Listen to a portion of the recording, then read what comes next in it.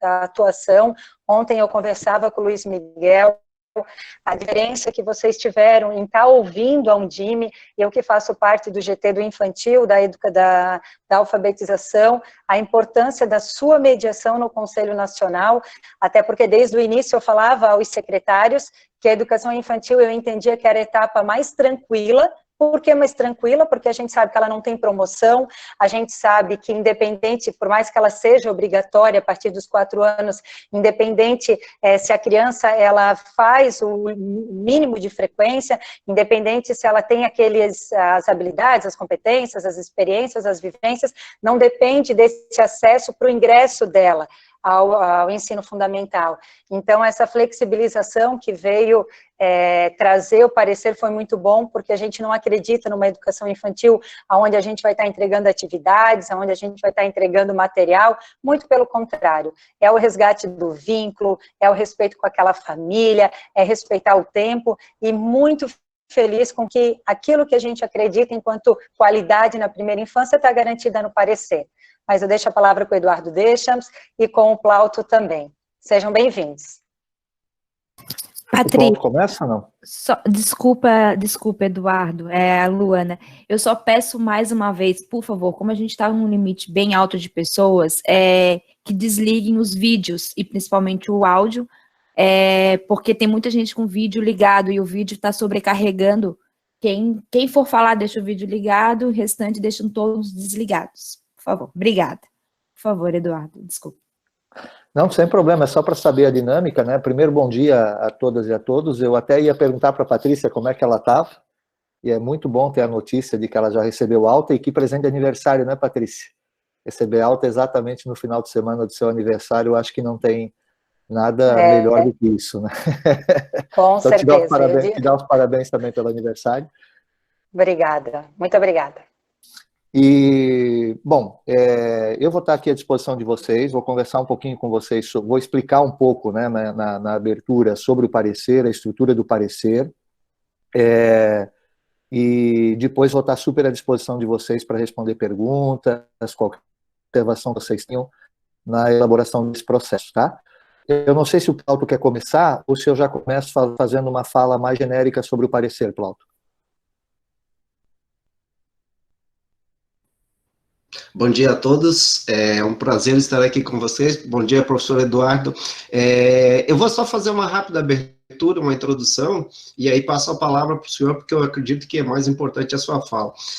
Bom dia a todos, dirigentes municipais de educação, quero cumprimentar vocês pelo esforço hércules que vocês estão fazendo, aos professores, aos conselhos municipais de educação, e quando eu digo isso, nós temos 91% dos municípios que estão ofertando de forma um regime especial de atividades não presenciais, ou outros que já estão em processo, e nós sempre alertamos aos municípios que nós fomos impulsionados por direitos, e a regra maior sempre que eu procurei orientar os municípios é o respeito à Constituição, e ela tem direitos fundamentais. O governo de Santa Catarina, por força dessa proteção, por força de medidas de prevenção ao contágio, ao coronavírus, teve que tomar medidas acertadas, e isso impulsionou também o Conselho Estadual de Educação de Santa Catarina a tomar medidas que evitavam. Primeiro, o governo, muito acelerado e acertado, ele tomou medidas de suspensão e de isolamento social, que a gente sabe que a ciência comprova que são medidas corretas. E nós não poderíamos imaginar diferente que a suspensão dos ensinos também faria parte dessas medidas que asseguram a saúde pública. Mas quando nós interrompemos a saúde pública, interrompemos as aulas por causa da saúde pública, nós também teríamos que garantir os direitos da educação de todas as crianças. E Santa Catarina, assim como o Brasil, teve que tomar medidas dentro das suas realidades. Por isso eu quero felicitar o professor Eduardo pela sensibilidade desse parecer. Muitas pessoas esperavam um ato resolutivo, mas de forma alguma poderia ser um ato resolutivo diante da extensão do território catarinense. E aqui mesmo, Santa Catarina, a gente pode perceber essas diversas realidades. Então, o respeito que demonstrou nessa sensibilidade de autonomia dos municípios, de agirem de forma correta, adaptada à sua realidade. Nós podemos aqui citar o município de Abelardo Luz, que em seu território tem o maior número de assentamentos. Então, como o CNE poderia fazer um ato resolutivo para atender essa realidade se nós temos tanta diversidade aqui em Santa Catarina? Quando a gente menciona a tecnologia, nós podemos citar o município de Rodeio, que o professor tão bem conhece, cravado no vale, no médio vale de Itajaí, onde nós temos, por situações geográficas, problemas de sinal. E eles diagnosticaram lá que 70% das crianças da rede municipal de ensino, as famílias só tinham acesso à internet por intermédio de planos pré-pagos, que a gente sabe que tem problema de dados. Então, cada município foi criando a sua solução dentro da sua realidade. E, de forma geral, esse parecer do CNE respeitou essas autonomias, conseguiu compreender que a LDB não conseguiria atender às necessidades desse momento tão difícil para a humanidade, conseguiu ter sensibilidade de perceber que, na exceção, você teria que, sim, criar regras, criar estratégias, mas que elas respeitassem sempre os direitos constitucionais, que ali afirma o direito à educação com equidade, com isonomia, com transparência, reafirma no artigo 205, que é um dever do Estado e também da família. Então, eu encerro, encurto essa fala dizendo que esse momento é um momento de grande e exige muita sensibilidade. Muito mais com a preocupação do calendário, nós deveremos nos preocupar de ser sensíveis. A escola, ela faz parte de uma rede de proteção, e muito mais teremos que solidificar o diálogo com as famílias. As famílias estão enfrentando grandes dificuldades sociais, econômicas. Está funcionando. Muitos pais estão perdendo o emprego. E aí nós também temos que lembrar o esforço dos professores para garantir esse direito à educação de todas as crianças. Muitos professores, muito pelo contrário, estão estendendo a sua jornada 10, 12 horas diárias. Nós imaginamos que num ato de ensino, o professor tem seus 20 alunos naquele momento, qualquer criança que tenha dificuldade, ele vai ali e vai intervir naquele momento, em locos. Acontece que nessa situação que nós estamos vivendo hoje, os pais têm suas rotinas, seus tempos, as crianças têm seu tempo, e diante disso os professores estão fazendo um exercício, um esforço que ninguém pode dimensionar, além de fazer o cuidado da sua família e vivenciar, sim, problemas econômicos. Quero também aqui resgatar a importância dos conselhos municipais de educação que entenderam a importância de nós criarmos situações que pudessem vir, e aí o CNE afirma, não interromper e não causar prejuízo à educação e nos confirmar esses atos que os municípios editaram. Então, professor, eu lembro que quando nós temos uma ligação histórica, e aqui eu quero elogiar, que nós sempre, por coincidência, nós estávamos juntos quando nós fizemos o trabalho da base, da BNCC, e eu entendo que ali a BNCC, que o professor foi relator, também foi presidente do CNE e ajudou a aprovar, se nós temos as respostas no direito constitucional para os nossos atos, que nós fomos impulsionados, na base nós também temos a resposta do que nós temos que apresentar, que antes do conteúdo, que tem muita preocupação com atividades, e aqui me permito fazer a leitura, as 10 competências gerais que nós temos que ser sensíveis, e eu começo pelas mais importantes. A 10ª, que se fala da autonomia. A 9ª é fundamental, que é a empatia e cooperação. A 8ª, o autoconhecimento e autocuidado. A 7ª, autogestão. A 6ª, cultura digital.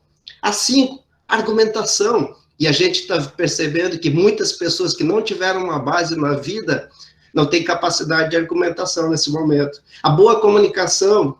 O terceiro, o senso estético, que aqui nos remonta a qualidade e o poder, no final, que os Conselhos Municipais de Educação e o Ministério Público deverá nos cobrar no sentido do senso estético, no sentido de qualidade dessa oferta de ensino. O pensamento científico, sim, que pode desenvolver por essa monte de dificuldades que nós estamos enfrentando, e a entrega do conhecimento. Professor, muito obrigado por o senhor estar aberto a discutir o parecer, quero lhe parabenizar, eu sei o esforço que o professor fez, o esforço que o CNE, que o CEE está fazendo para auxiliar, e aqui especificamente os municípios de Santa Catarina. Patrícia, muito obrigado, fico muito feliz, você sabe o tanto de briga que eu tive contigo. Patrícia, descansa, Patrícia, descansa, Patrícia, descansa, isso era diário. Patrícia, deixa que eu cuido, tem a diretoria, e a Patrícia não queria descansar, então nós estamos muito felizes de você estar aqui com a gente. Obrigado. Obrigada, Plauto. Professor Eduardo Deschamps, a gente tem o vídeo do professor Luiz Miguel, né, que ele fala um pouquinho do parecer, e eu acho que a gente coloca o vídeo do presidente da Undime Nacional, e a partir do vídeo, rapidinho, esperamos que a qualidade esteja boa, como eu digo, a Luana se organizou, e aí depois a gente abre, e o professor Eduardo Deschamps fica à vontade, que é, como o Plauto disse, queremos muito ouvir o professor. Bom dia a todas e a todos os participantes dessa live organizada pela Undime Santa Catarina. Quero de uma forma muito especial cumprimentar a presidente Patrícia e toda a diretoria, mandar um abraço para o nosso ex-vice-presidente nacional da Undime, também de Santa Catarina, Roque, né, que nesse momento está no exercício do seu mandato de vereança, mas que esteve conosco durante muito tempo. E de uma forma muito especial agradecer a todos os catarinenses, a todos os dirigentes municipais de educação de Santa Catarina, sempre com uma participação muito ativa e, quando chamados, sempre prontos para dar sua colaboração com o cenário nacional. Eu quero aqui até relembrar a forma, né, com que eu e Patrícia nos conhecemos, foi numa reunião de trabalho de um GT sobre educação infantil, na época da Base Nacional Comum Curricular, né? E a partir desse momento, a Patrícia sempre foi uma referência para a Undime Nacional. O trabalho de Santa Catarina, de vários municípios catarinenses, sempre foi uma referência quando se tratava da questão da educação infantil, da questão da alfabetização, da educação básica. E sempre que chamados estiveram presentes, participando muito ativamente. Então, para a gente é muito bom ter esse contato, é muito bom estar com vocês num momento tão difícil, tão complexo, tão atípico, mas que nos coloca esse desafio imenso para que a gente tenha aí formas de buscar estarmos presentes, né? Que é fazer com que a escola esteja no dia a dia das famílias, com que a escola esteja no dia a dia dos seus alunos, de uma forma que respeite as formas de aprendizagem de cada aluno, a sua etapa de desenvolvimento, a sua forma de ser e de fazer o seu processo aí, né, de ensino-aprendizagem. Ao mesmo tempo, nós temos uma situação e um momento que pede um cuidado e uma atenção muito forte com os professores, muito forte com os gestores, para que a gente consiga dar as respostas necessárias. É uma satisfação também participar, mesmo que de forma assíncrona, né, nesse momento, aí de mais uma discussão, mais um debate com o professor Eduardo Deschamps, foi aí o relator, né, desse parecer, desse último texto normativo do Conselho Nacional de Educação, num trabalho que foi, tenho certeza, hercúleo, né, Deschamps, parabéns pela condução, pelo trabalho, por ouvir, né, por abrir. Nós tivemos aí uma reunião, né, com todas as Undimes estaduais, o Conselho Nacional escutando e buscando formas de contemplar da melhor maneira possível todas as demandas, todas as necessidades que a ele foi direcionado, né? Não tenho dúvida de que foi um trabalho gigante. Parabéns a você, Deschamps, parabéns aí a Santa Catarina por contribuir de forma muito intensa para a educação nacional nesse momento de exceção, nesse momento, né, de pandemia, que certamente pegou desprevenido qualquer município, por mais planejado que fosse, né? Nós temos uma situação absolutamente atípica e eu tenho certeza que são discussões como essas, discussões como as promovidas aí cotidianamente pela Undime Santa Catarina, que permite que nós, nos municípios, possamos tomar as posições mais equilibradas, factíveis, em uma relação de diálogo muito honesto com os municípios, com as famílias, com os conselhos municipais de educação, nesse momento, grande parceiro nosso, né? Nós temos Santa Catarina aí com mais de 90% dos municípios que são sistema, que tem um conselho municipal de educação com o poder de ser normativo. E isso é muito importante, esse diálogo constante, por isso a Undime mantém um diálogo constante com a UNCM, né, com o seu presidente Humberto e com a diretoria. Estamos certos que também no estado de Santa Catarina, com todas as relações que vocês possuem, isso está sendo feito, está sendo discutido. E sendo discutido dessa forma, a gente tem, agora com o aporte da nova resolução do Conselho Nacional, ainda mais instrumentos para fazermos um bom trabalho. Incorporar as ações que os municípios de Santa Catarina fizeram e vem endossar com muita sabedoria o parecer do CNE. Então, professor Eduardo, meu carinho, o senhor sabe que o senhor é meu mestre, tive a honra de trabalhar com o senhor, fiquei um ano aprendendo muito sobre gestão, sobre administração com o professor. É uma honra estar aqui com o senhor e quero novamente felicitar por esse trabalho, assim, que o senhor está fazendo. Às vezes as pessoas não conseguem fazer a leitura de um documento porque elas atentam contra as teses que elas criaram, não conseguem perceber que numa crise são as soluções criativas, sim, tem que ter sensibilidade para entender uma crise. Se fosse normal, nós não estaríamos aqui certamente. Nós estamos trabalhando, sim, com exceção e com dificuldades, e esse documento eu tenho certeza, sim, que foi muito bem formatado e abre, sim, as possibilidades para todos os municípios ofertarem a educação com garantia de qualidade, e principalmente a preocupação agora, nesse momento, no meu entendimento, é o processo. É a forma como nós vamos entregar esses ensinos, ter sensibilidade, ter capacidade de avaliação diária, fazer a avaliação diagnóstica que o professor apontou muito bem lá no relatório deste documento, deixando bem claro para as pessoas que é um processo de ensino que deve estar constantemente sendo diagnosticado. Tanto o processo de ensino, que eu entendo que é a oferta desse ensino por tecnologias não remotas, como também compreender que essa avaliação que nós vamos fazer dos alunos é uma avaliação formativa. Então, parabéns pela sua sensibilidade, parabéns e muito orgulho de ter Santa Catarina tem, sim, de ter o senhor no Conselho Nacional de Educação e todas as conquistas que o senhor trouxe para Santa Catarina. Obrigado, Plauto, né? Mais uma vez, obrigado a Patrícia, e eu queria aqui registrar, como disse o Luiz Miguel, a gente fez um trabalho muito forte, né, de escuta nesse período. Só queria abrir, fazendo apenas um esclarecimento para o pessoal não ficar meio maluco, né? É que o meu sobrenome, dependendo do lugar do Brasil ou do estado que a gente está, ele é pronunciado de maneira diferente, né? Então vocês vão ouvir a Patrícia me chamando de Deschamps, né? Porque é como o pessoal de Blumenau sempre me chamou. Aqui em Florianópolis é Deschamps, e aí é muito parecido com o que o Luiz Miguel disse, né? Quando eu circulava pelo estado, lá no oeste do estado, deve ter pessoal do oeste do estado aqui, o pessoal lá de Quilombo me chamava de Deschamps. E o melhor era um amigo meu, né, na praia, que era vendedor de coco lá na barraca, que me chamava de The Champion, né? Então vocês escolhem a forma que vocês quiserem para me chamar e fiquem bem à vontade, tá? Na verdade, o parecer não foi elaborado só por mim, eu fui um dos atores, né? É importante registrar, o parecer foi elaborado dentro de uma comissão do CNE, a correlatoria da professora Maria Helena Guimarães Castro, que já foi secretária executiva, já foi ministra interina do Ministério da Educação, foi presidente do INEP, né? E foi também presidente da Undime em São Paulo, não sei se ela foi do Nacional, mas ela participou da Undime. E também com a participação do presidente do CNE hoje, que é o conselheiro Luiz Cury, e do presidente da Câmara de Educação Básica, que é o conselheiro Ivan Siqueira, tá?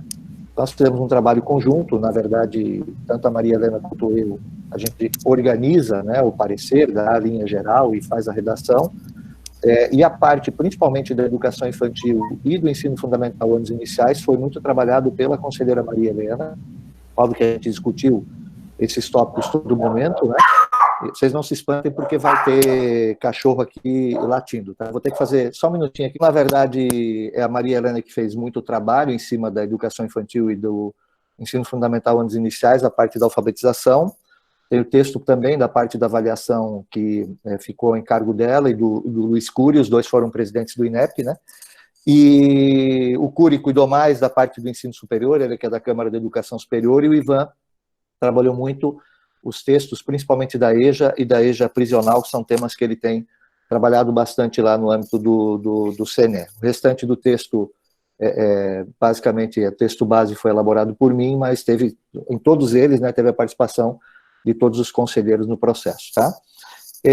Eu acho que, feito essa introdução, para entender muito de como é que foi feito esse trabalho, a gente fez a consulta pública, nós recebemos quase 450 contribuições, é muita coisa para ler no final de semana, nós nos dividimos em termos de leitura, então cada conselheiro leu uma parte, uma contribuição, principalmente as que estavam relacionadas à parte do texto que estava trabalhando, e a gente fez algumas escutas importantes, a da Undime foi uma delas, a gente fez com o CONSED, né, que são os secretários estaduais, fizemos com a UNCME, fizemos com o Fórum Nacional dos Conselhos Estaduais, que foram todas escutas que refletiram, né, foram refletidas em mudanças importantes que a gente vai fazendo no texto, né, que foi elaborado. O texto final, em que pese ele ser muito parecido com o texto inicial, que foi colocado em consulta pública, ele tem mudanças importantes e eu vou dar esses destaques agora na conversa com vocês, tá? Ele não é um texto simples, são 25 páginas, né, a gente começou com 24 páginas, reduzimos para 17, depois com as contribuições ele aumentou de novo, e é importante ter noção de que a gente procurou colocar apenas um parecer. Ele é um parecer ativo, mas ele não veio no formato de resolução por dois motivos. O primeiro, que há um entendimento de que a competência para tratar das questões de calendário é dos sistemas de ensino. Então, o CNE faz um parecer de sistema nacional, mas ele entende que a principal definição é feita por cada um dos sistemas, né? O sistema federal, que aí sim, a Câmara de Educação Básica do CNE, mais o MEC, é quem regula o sistema nacional, os sistemas estaduais, que aí são os conselhos estaduais, obviamente sempre atuando junto com as redes públicas e privadas, e os sistemas municipais, né, que aí são os conselhos municipais junto com a rede pública e privada, no caso da privada da educação infantil, né, que lidam com o município. Então a gente entende que a norma mesmo, a norma final, ela deve ser elaborada por essas entidades. O segundo motivo é mais de forma, tá? Nós poderíamos até ter feito uma resolução, principalmente aquela parte final do parecer, que são as diretrizes, poderia ter vindo num formato de resolução. Mas a gente conhece a tradição no Brasil, e normalmente o pessoal olha a resolução e não olha o parecer. E esse parecer ele tem muita informação importante que não caberia colocar na resolução. A resolução, o entendimento que a gente sempre tem da resolução, a resolução é aquilo que a gente entende que é obrigatório ser feito. O parecer, ele pode trazer recomendações do que pode ser feito ou não. E como a gente tem muita recomendação no parecer, principalmente para cada uma das etapas, níveis e modalidades de ensino, em relação ao ensino não presencial, a gente entendeu que se nós fizéssemos uma resolução separada, muito provavelmente se perderia essa parte do parecer que trata dessas recomendações. Então, a gente também fez isso, desse formato, e apostando muito de que a regulamentação, de fato, é feita pelos sistemas de ensino dentro da sua autonomia, tá?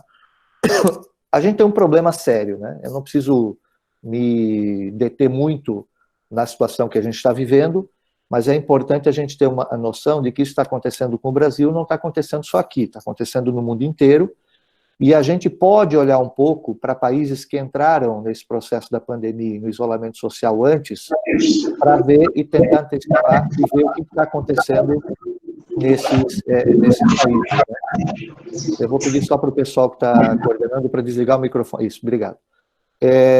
Para ver o que está acontecendo nesse país e o que nos aguarda em termos de futuro. Muitas das ações que foram feitas no Brasil até agora ajudaram muito na minimização, digamos assim, né? Na mitigação dos efeitos da Covid-19, porque a gente pode olhar o que foi feito ou o que não foi feito em outros países, e isso tem ajudado. É lógico que as condições do Brasil são completamente diferentes, mas muitas vezes ajuda isso. E o primeiro ponto que a gente tem que olhar é que, de fato, o mundo inteiro, ou quase o mundo inteiro, paralisou completamente a educação, né?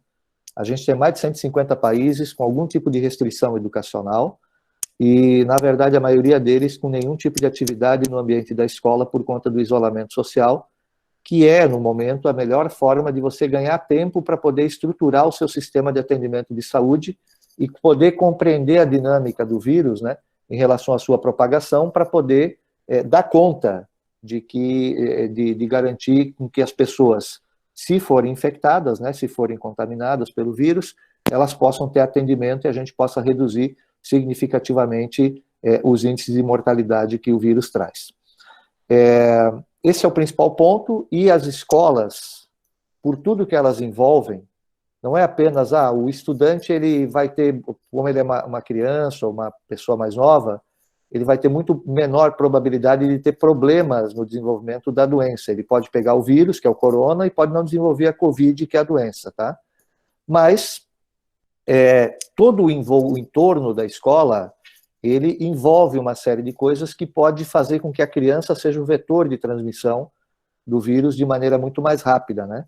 Primeiro, porque você movimenta toda uma questão de transporte no município. Segundo, você faz muita gente se movimentar, sair de casa. Terceiro, que os contatos dessas crianças vão ser com pessoas mais velhas e certamente vão poder propagar o vírus dessa forma. Esse é o principal motivo para não ter as atividades escolares, né? Agora, o mais importante, e quando a gente fez o parecer aqui de Santa Catarina, aqui em Santa Catarina eu fui relator também, né? Mas obviamente num trabalho conjunto de todos os membros do Conselho Estadual de Educação, é que quando a gente fez o parecer de Santa Catarina, que a gente cria o regime especial, né? Nesse período da Covid, a gente tinha um entendimento de que haveria um período de paralisação e que depois as escolas vão retornar às atividades, não de maneira normal, né, mas poder retornar com todos os estudantes. E o que a gente está vendo em nível mundial não é assim que está acontecendo. Sabe, quase todo mundo recebeu, né, aquela foto dos chineses lá com aquela régua na cabeça, né, para marcar o distanciamento entre crianças. Na verdade, as escolas, muito provavelmente, quando retornarem, não retornarão com todos os seus estudantes ao mesmo tempo. A França limitou a 15 alunos por sala. Vários países, no âmbito da Europa, por exemplo, você tem, na verdade, a história de ensino integral e ensino parcial não existe, né? Lá é tempo integral para todo mundo, né? Eles estão cortando essa lógica, eles estão colocando turmas pela manhã e outras turmas pela tarde para poder dar conta nos espaços escolares de atender as crianças, mas não ao mesmo tempo. Então, vai ter muito dessa lógica, tá? São Paulo está propondo um calendário de retorno que vai ser alternado. Num dia vão ter um grupo de crianças, no outro dia vai ter outro grupo de crianças. Então, e vai começar principalmente pela educação infantil, né? Porque a educação infantil tem um outro impacto, porque a educação infantil é anos iniciais. Como as crianças são muito pequenas, e eventualmente os pais vão começar a sair para trabalhar, a ideia é que você possa ter um espaço também de recepção com segurança, né, dessas crianças nesse período, e aí vem a lógica de que você começa a retornar eventualmente com menos crianças e começa a retomar com algumas etapas da educação básica, priorizando elas, né, e atrasando um pouco o retorno à atividade normal das demais etapas. Então, na verdade, a gente vai ter uma situação que vai perdurar quase que o ano inteiro, né. É importante a gente ter ideia, porque circula muito, né, aqui em Santa Catarina houve um pedido da promotoria que as escolas e redes fizessem um calendário, já para apresentar um calendário, se não me engano o prazo final era semana passada. Eu alertei, né, a própria promotoria de que dificilmente seriam entregues calendários sustentáveis por conta dessas mudanças todas na forma de reorganizar a escola no retorno, e porque, mesmo que tivesse um prazo oficial de 31 de maio, e aí era feeling, tá? E olhando o que aconteceu no resto do mundo, dos dias que você teve de paralisação assim por diante, eu achava que era muito difícil a gente poder ter, continuo achando muito difícil a gente poder ter uma retomada de atividades já no mês de junho. Não deu outra, logo na sequência o governador estendeu, né? Ele agora deixou sem prazo, né, o retorno das aulas, o que, obviamente, para os gestores é uma situação super complicada, porque você vai ter que ficar fazendo replanejamentos quase que o tempo inteiro, porque a gente não tem ideia de quando é que isso vai acontecer. Dada essa complexidade, o CNE, a partir de uma série de demandas, porque o CNE tinha feito uma nota de esclarecimento inicial, que ela saiu, se não me engano, no dia 18, dia 17 de março, tá? Mas, dado uma série de consultas foram feitas, o CNE, então, tomou a decisão de elaborar um parecer e que esse parecer pudesse auxiliar os sistemas de ensino a poderem fazer as suas respectivas regulamentações e a sua organização, tá? Então, a chave para nós é um pouco isso, né, de tentar entender quais seriam as formas de você trabalhar e o que a gente deve colocar como foco. Se fala muito no calendário escolar. O calendário escolar, ele não é um fim em si próprio.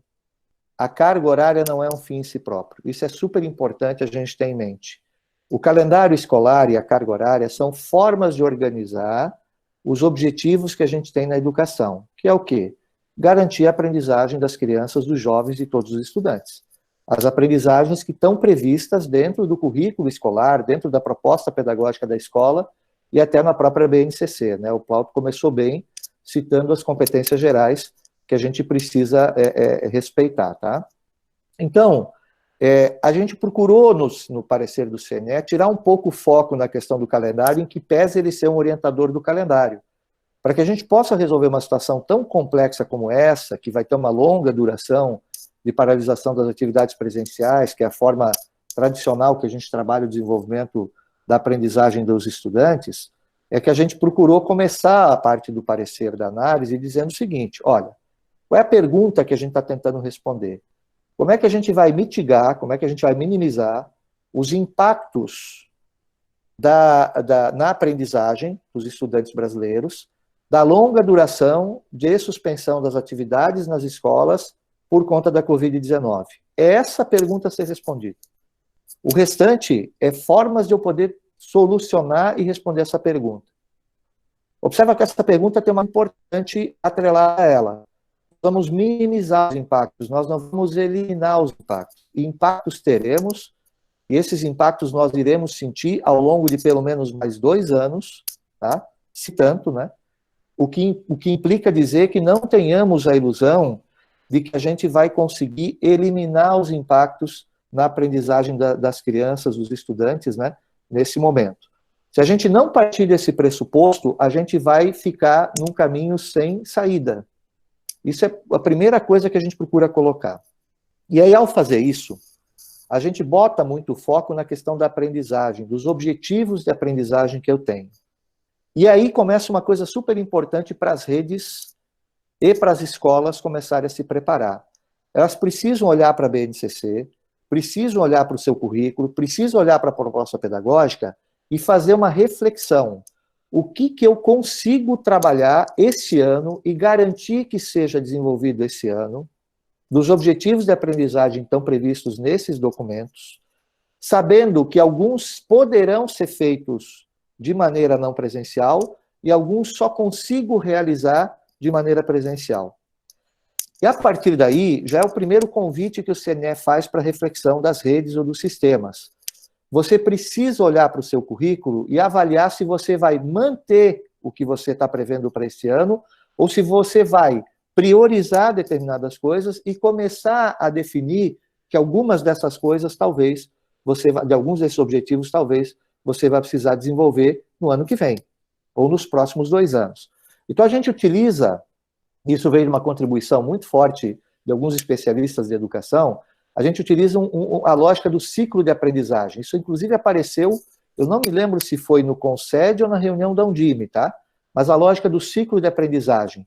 Não vamos imaginar que a gente precisa pegar agora e tentar encaixar tudo que está previsto para esse ano dentro de um calendário que absolutamente não será um calendário regular e normal.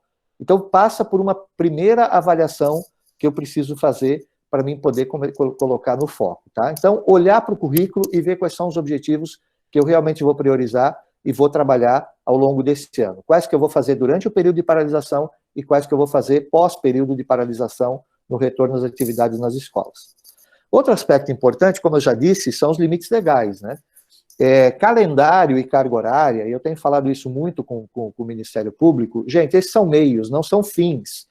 Eu posso garantir, agora não precisa mais, né, porque a MP 934 já mudou, mas eu poderia garantir aula nos 200 dias letivos, eu poderia garantir as 800 horas para todo mundo e o aluno não aprender nada. Então, a forma de eu organizar isso é super importante. É lógico que não adianta também eu imaginar o inverso, né? Eu vou apenas trabalhar a aprendizagem e não vou olhar as questões relacionadas à carga horária, à reorganização do calendário, que isso é super importante. Eu preciso de tempo, eu preciso de capacidade de poder fazer o desenvolvimento desses objetivos de aprendizagem. Então, os limites legais estão dados, não tem mais limite dos 200 dias letivos, a MP 934 eliminou, mas continua os limites da carga horária, principalmente relacionada a ensino fundamental, ensino médio e a educação superior, cuja carga horária é dada pelas diretrizes curriculares nacionais. Na educação infantil, e isso é importante colocar, também tem carga horária para a pré-escola, obviamente que a gente trata da educação infantil como um todo, mas como a de 0 a 3 não é obrigatório, né, por lei a presença na escola, a frequência na escola, isso é uma situação já mais flexível que você pode utilizar, tá? O outro aspecto, estou dando a sequência do parecer, tá, gente? Se vocês tiverem o parecer na mão, vocês vão ver que eu estou falando de cada uma das seções do parecer, né? Outro aspecto era da competência. O nosso entendimento é que a competência é, sim, dos sistemas de ensino. Isso, inclusive, está na própria MP, né, quando ele fala da reorganização do calendário escolar, mas a gente diz que o CNE também tem competência para poder tratar desse assunto, na lógica de que ele é o normatizador do Sistema Nacional de Educação, tá? Aí a gente vem para a parte que talvez aqui é mais conceitual, tá, gente? Agora a gente vem para a parte mais prática, que é aquilo que a gente fala de como é que eu reorganizo o meu calendário escolar, ou como é que eu garanto que a aprendizagem dos meus estudantes seja realizada. E aí a gente começa a trabalhar, olha, tem 3 formas. Uma delas a gente até acrescentou, em última hora, até como uma contribuição do Alessio, né, que foi já presidente da Undime. Tem 3 formas, tá? A primeira forma, óbvio, é a situação tradicional. Eu vou pegar e vou, à medida que eu estiver retornando às aulas, eu vou fazer um novo calendário escolar, prevendo como é que eu vou fazer a distribuição da carga horária que é prevista para mim realizar. Até aí, tudo bem, se eu não tivesse um período de suspensão de atividades que vai ser longo. E assim, ó, gente, por que a gente trabalha com essa questão do tempo longo? Porque a gente utiliza as informações oficiais. Vocês vão lembrar que, Santa Catarina, por exemplo, se terminasse a suspensão das aulas em 31 de maio, nós teríamos em torno de 75 dias corridos sem aula, o que vai dar em torno aí de 60 dias sem aula, que eu precisaria, essa carga horária de 60 dias, que dá 240 horas, eu precisaria repor presencialmente, tá? 240 horas você não repõe presencialmente de maneira simples, né?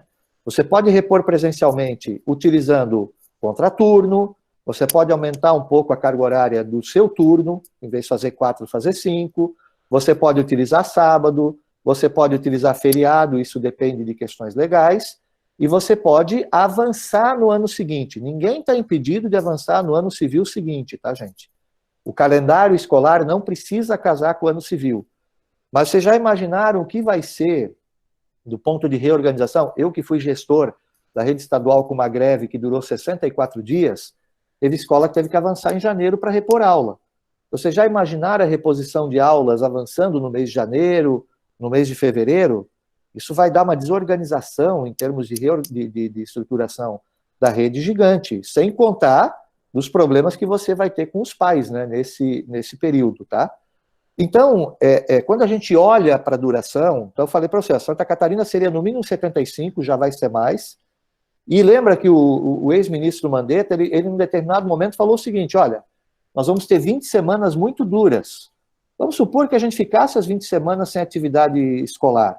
Supondo que são 5 dias por semana, nas 20 semanas, isso daria 100 dias. Supondo 4 horas por dia, dariam 400 horas. É 50% da carga horária do ano. Não tem como você repor essas atividades presencialmente de maneira tradicional. Não vai fechar. Tentar utilizar contraturno e as escolas que já operam com os 3 turnos. Como é que eu faço reposição dessa maneira com os alunos do ensino noturno, que trabalham durante o dia e não vão ter condições de ter aula durante o dia? Então, a gente começa a trabalhar com a eliminação, né? Ou seja, primeiro eu penso da maneira tradicional de fazer reposição. Depois eu vou ver quais são as outras alternativas que eu tenho. Eu consigo fazer reposição de maneira tradicional? Muito provavelmente não, tá? Agora, de que maneira então que eu vou fazer? Para além dessa questão puramente operacional, de como resolver essa questão da reposição eventualmente presencial, tem outras questões. Uma longa duração de suspensão de aulas, ela traz 2 outros problemas do ponto de vista pedagógico. O primeiro problema, tem pesquisas internacionais que apontam que quando os alunos voltam das férias de verão, há retrocesso de aprendizagem. Eles perdem uma parte daquilo que eles aprenderam no ano anterior. ou no ano letivo anterior. Se eu ficar muito tempo sem ter atividade escolar com os meus alunos, eles vão ter retrocessos, vão ter perdas. Segundo, no caso da Undime é menos, mas no caso do Estado e das universidades é mais. A perda de vínculo com a escola, ela leva a aumento do abandono e da evasão. Então, o risco que a gente tem de perda de muitos alunos no ensino médio, ou mesmo no ensino superior, para as instituições de ensino, ele é significativo, gente. Então, são dois efeitos colaterais que, se eu ficar sem nada, não fizer nada nesse período, eu posso ter perdas significativas.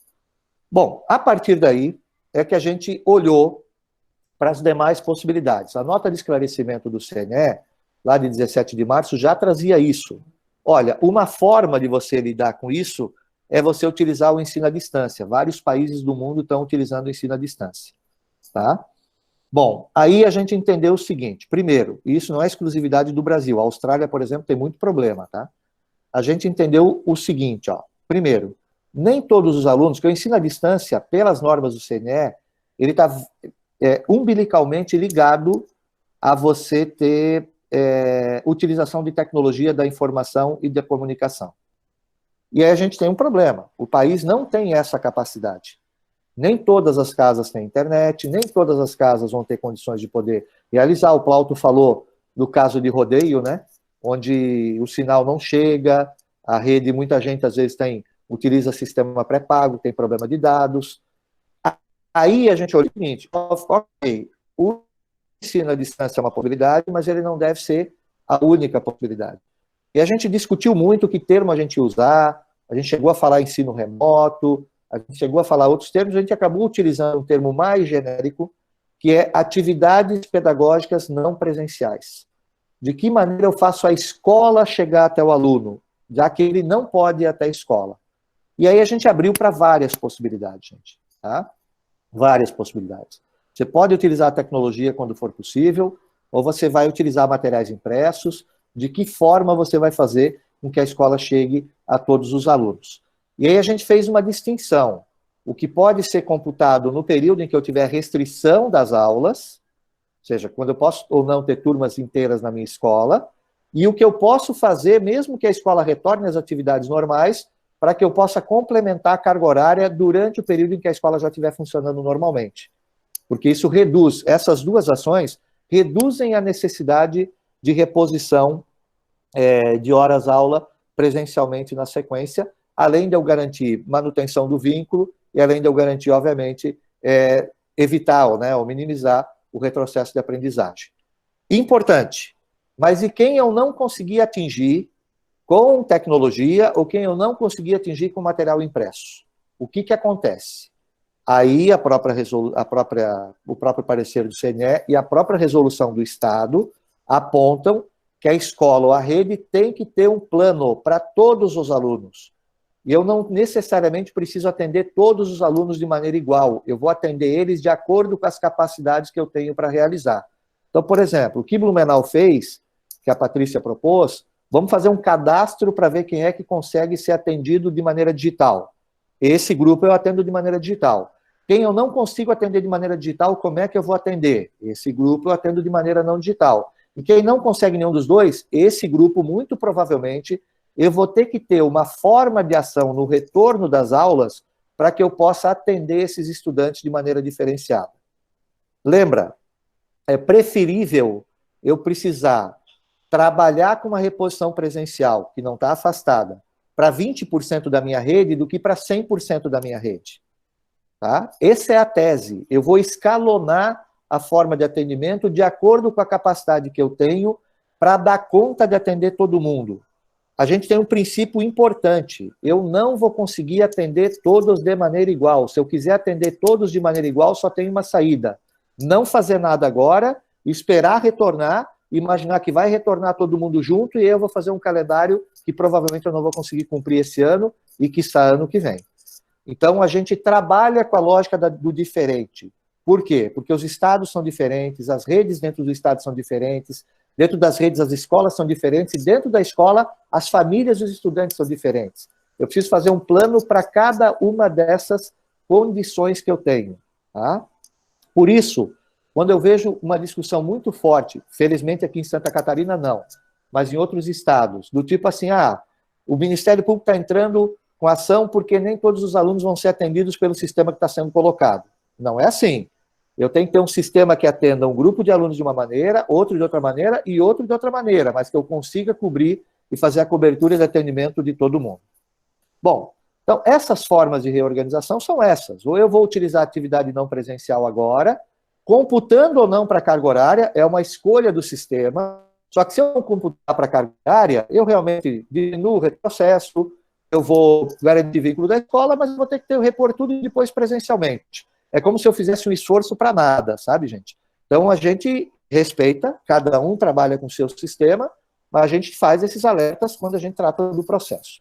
A partir daí, quando a gente fala das formas de reorganização, a gente vai para cada um dos níveis, etapas e modalidades para falar o que a gente entende por atividade não presencial e como isso vai estar organizado. E a gente coloca claramente para a educação infantil, e principalmente para a parte da alfabetização, que não se trata de montar uma plataforma onde a criança vai ficar conectada na plataforma, onde ela vai fazer as atividades sozinha. Ela não vai fazer. Ela precisa de orientação, principalmente na educação infantil, ela precisa de um adulto para fazer esse desenvolvimento. Então, vou falar do princípio da educação infantil. Primeiro, ninguém está substituindo o professor. O que a gente está colocando é o seguinte: escola, oriente as famílias naquilo que elas podem fazer com as crianças, do ponto de vista lúdico, do ponto de vista de manter a atividade, a mobilidade da criança, de tal forma que ela mantenha uma ação essencial, sabe? Não estamos falando de aprendizagem, mas uma ação essencial de motivação, de estímulo para a criança, para quando ela voltar para a escola, aí sim o professor entra com a questão pedagógica, com a questão escolar, de maneira mais forte, tá? Então, a gente está colocando isso, mas é importante que as crianças possam ser estimuladas nesse momento. É essa orientação que a gente está dando. Mas aí como é que fica a carga horária no caso da educação infantil? Como bem falou a Patrícia, né? E a gente foi muito sutil nessa colocação, tomando cuidado por conta da legislação. Que é o seguinte: para a pré-escola, para a creche, era 3, não tem obrigatoriedade. Então, é uma questão só de eu manter o serviço e manter a criança sendo estimulada e ver de que maneira eu posso realizar isso. Para a pré-escola, já entra a tese de que eu precisaria ter 60% de frequência, correto? Só que aí o CNE, está em lei, só que aí o CNE jogou com duas questões. A primeira delas, olha, se eu tenho que ter 60% de frequência, significa dizer que 40% eu posso trabalhar da maneira que eu entender melhor. Tá? E segundo, como não há retenção, como a questão da criança ela não vai ser retida, né, não tem a lógica da promoção, como falou muito bem a Patrícia, então a gente vai trabalhar agora nesse período aquilo que é possível desenvolver com as crianças, e se for possível fazer por atividade não presencial, melhor que seja feito para não perder a motivação da criança nesse período, de tal forma que ela consiga manter um certo fluxo de atividades. Sou pena do seguinte: se eu não fizer nada, vai terminar o ano letivo, as crianças vão ser promovidas e elas vão chegar com muito mais deficiências, né, déficit, para ser trabalhado lá no ensino fundamental, do que elas vão ter hoje. Então, é importante que a gente possa fazer esse tipo de trabalho.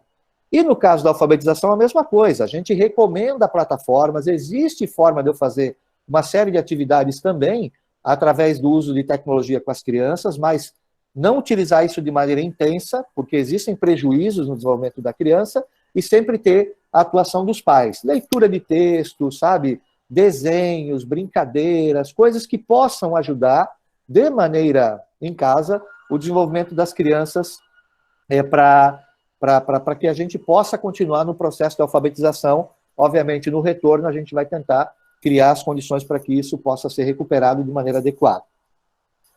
Para anos finais e ano ensino médio já é um pouco mais fácil, né? Porque aí a criança já tem mais autonomia, ou o jovem já tem mais autonomia para poder estudar sozinho, e aí vai muito do tipo de orientação que a gente vai realizar. Ensino superior da mesma maneira, as modalidades de ensino a gente procurou colocar as ações que são importantes, ou seja, tem várias recomendações ali no texto. Tem um capítulo específico sobre avaliações, a gente tem que ter muito claro o que a avaliação deve medir nesse momento, tá? Não está impedido de fazer avaliações não presenciais, avaliações à distância, mas a gente tem que botar muito foco em tentar medir o quanto a criança aprendeu ou não e fugir um pouquinho daquelas avaliações tradicionais, são avaliações onde a gente faz meio que seleção, né? de quem segue adiante e quem não segue adiante, tá? Vários países no mundo estão recomendando que não haja reprovação. Nós não chegamos nesse aspecto dentro do parecer do CNE, que pese uma manchete do jornal Estado de São Paulo dizer que o CNE recomendava não reprovação. Nós não fizemos isso no parecer. Quando vocês lerem o parecer, não vai aparecer isso. Mas eu preciso começar a lidar com formas diferentes, imaginando um ciclo de aprendizagem dos estudantes. E, finalmente, termina o que a gente chama de diretrizes, né?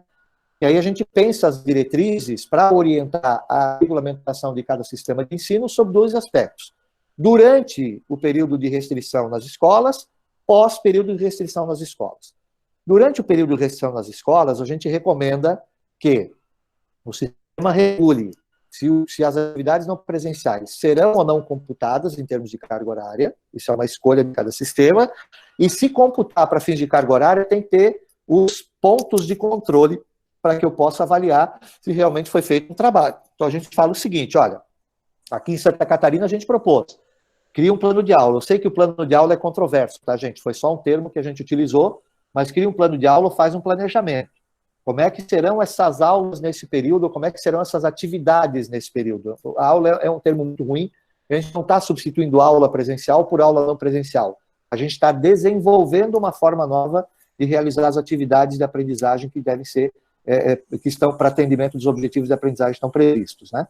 Então, você faz uma espécie de plano de aula ou plano de atividades para esse período, onde você vai dizer qual é o objetivo de aprendizagem que eu vou atingir, quais são as atividades que eu vou fazer para atingir esse objetivo de aprendizagem, se vai ser aula online, se vai ser estudo dirigido, se vai ser realização de dever de casa, se vai ser uma orientação, um trabalho que os meus alunos vão fazer, super importante isso, tá? Então a gente está computando não só aquilo que o aluno está conectado direto, mas aquilo que ele pode fazer sem estar diretamente sob supervisão de professor. Depois eu vou calcular uma carga horária que eu estimo para que essas atividades, esses objetivos de aprendizagem sejam atingidos. Então, a gente foge daquela lógica da sala de aula, né? Eu estou dizendo o seguinte, olha, eu vou ter, digamos, 1 hora de atividade online, ou eu vou ter esse estudo dirigido, eu estimo que o estudante vai utilizar 1 hora do seu dia, ou 2 horas que ele vai utilizar, ou seja, eu faço um cálculo para aquele objetivo de aprendizagem de uma carga horária, porque é essa carga horária que eu vou computar para fins de abatimento lá na frente. Depois eu tenho que dizer de que maneira eu vou garantir ou acompanhar ou registrar, a gente usou em Santa Catarina frequência, no Nacional é Acompanhamento, que meu aluno fez essa atividade. Se ele estiver conectado online é fácil, né? Vou lá e registro a presença dele. Agora, se ele não estiver conectado online, como é que eu vou garantir que ele fez a aprendizagem? Registro, gente. Pede para ele escrever numa agenda o que ele fez naquele dia, pede para ele entregar um relatório, pede para ele entregar um pequeno registro, que pode ser o pai que faça, ou ele, estudante, que faça, do que ele aprendeu naquela aula. É assim que a gente vai computar a presença, né, ou a participação dos estudantes para aquela carga horária. Finalmente, eu preciso dizer como vai ser feita a avaliação, né? Se eu vou fazer avaliação presencial, se eu só no retorno das aulas, se eu vou fazer avaliação durante o período em que eu estou discutindo, né, o que eu estou realizando atividades presenciais. Isso é uma escolha que a rede pode realizar, tá? Esses são os critérios que a gente colocou, muito a pedido do Ministério Público, para ficar registrado na escola como é que ela realizou as atividades nesse período. É importante que as escolas e as redes façam esse registro. Bom, isso é o período em que eu estou no período de restrição de presença de alunos na escola. Preciso formar os professores, preciso comunicar isso aos pais. A minha recomendação para as escolas é: publique no seu site o seu programa de atividades no período que é não presencial, mande por e-mail, mande por escrito para os pais, para que eles saibam o que está acontecendo, em que período essas coisas estão sendo realizadas, para que eles possam se programar. Aqui eu estou com 2 em casa, né? Eu tenho um de 14 anos, está no 9º ano, eu tenho de 18 que já está no 1º ano da universidade, tá? Os 2 estão tendo aula normal. O João tem atividades da escola dele no horário normal da aula, nem sempre é online, tá, gente? E o Luiz está tendo as aulas da FURB da mesma maneira, nem sempre é online, mas ele está ali. No horário normal de aula dele, ele está com a programação de estudo, que a gente organizou aqui. É lógico que eles têm mais autonomia, 14 e 18 anos fica muito mais fácil de realizar, mas eles têm feito as atividades, têm feito o estudo. Eu tenho orientado tanto a FURB quanto a escola do João, que eles precisam comunicar aos pais o que está acontecendo, até para que eu possa verificar se realmente ele está lá, está conectado, como é que eles estão fazendo, ou se ele está fazendo as atividades e as tarefas que ele deve realizar. Agora vamos para a parte onde eu começo a planejar o retorno, tá? Como é que eu vou estruturar a escola para esse retorno? E aí eu venho com várias questões. Primeiro, eu preciso considerar, para a reorganização do meu calendário, que o retorno não vai ser todo mundo na escola ao mesmo tempo e eu já, no primeiro dia de aula, já vou dando aula para recuperar, né? Porque muita gente gostaria de fazer isso, né? Olha, vou ter que cumprir uma carga horária, vamos largar a aula aí para poder recuperar. Não dá. Faz um período de acolhimento na escola. Sabe, precisa acolher professor, precisa acolher estudante. No começo a gente falava muito isso, né? Essa gurizada vai chegar na escola cheia de energia, a gente vai precisar deixar eles correr, vai precisar deixar eles se abraçar, vai precisar deixar eles... Não vai dar. Infelizmente não vai dar. Muito provavelmente a gente vai voltar com as atividades na escola com muitas restrições ainda, o que vai ser um negócio super complicado, né? Mas faz o período de acolhimento. Eu acho que refletir sobre o que aconteceu, sabe? E tentar entender o que aconteceu. Gente, é super importante a observação que a escola vai ter no retorno. Como disse o Plauto, a educação é uma rede de proteção social também. Porque teve um período de permanência das crianças, dos jovens em casa com a família, que não é o padrão normal. Teve violência, sabe? Como é que foi essa relação? Como é que as pessoas se organizaram em casa? É importante a gente poder fazer essa observação também, como a escola faz muitas vezes, né? Para poder processar isso. Não é uma coisa muito simples de lidar. Segundo aspecto, a avaliação diagnóstica. A avaliação diagnóstica não é chegar aplicando uma prova para todo mundo. A avaliação diagnóstica é o medir o quanto as crianças aprenderam ou deixaram de aprender nesse período. Se elas fizeram as atividades não presenciais, ou mesmo que elas não fizeram, eu vou precisar fazer essa avaliação diagnóstica. A escola já faz isso quando volta das férias, né? A gente sempre olha como é que estão os meus estudantes nesse retorno, tá? Para que eu possa planejar duas coisas. Revisão daquilo que foi aprendido, ou não aprendido, ou foi trabalhado nesse período, e recuperação.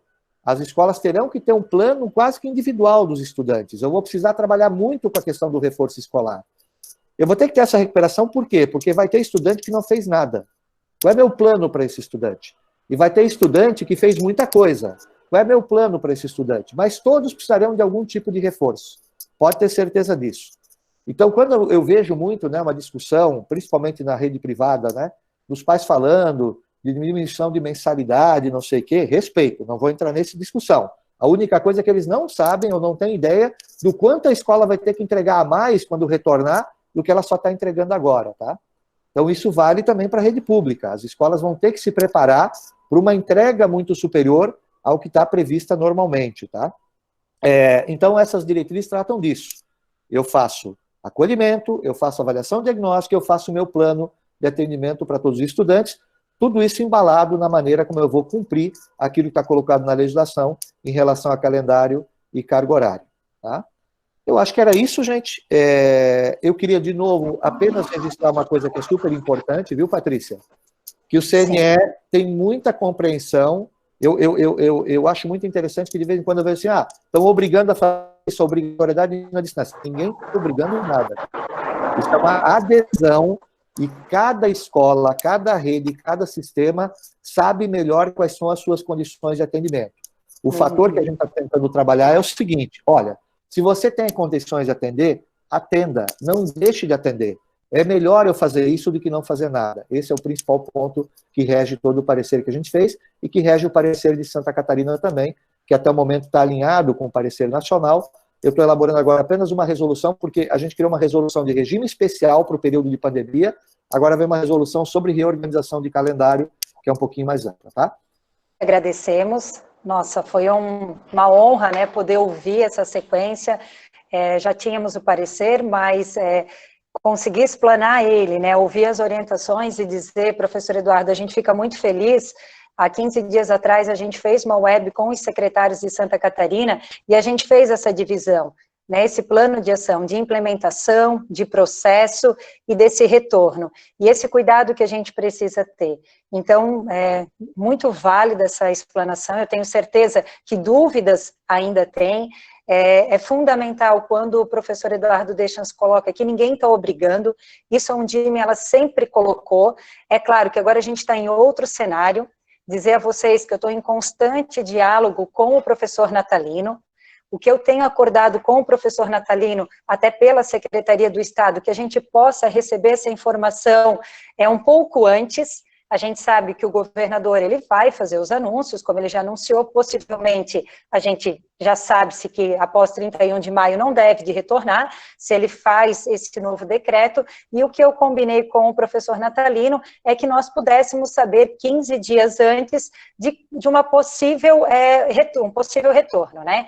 Dizer a vocês que, por enquanto, o professor Natalino também tem me informado que o governador, ele tem utilizado a educação enquanto bloco do Estado, então, pelo que a gente tem de informação, é que não vai ter essa autonomia.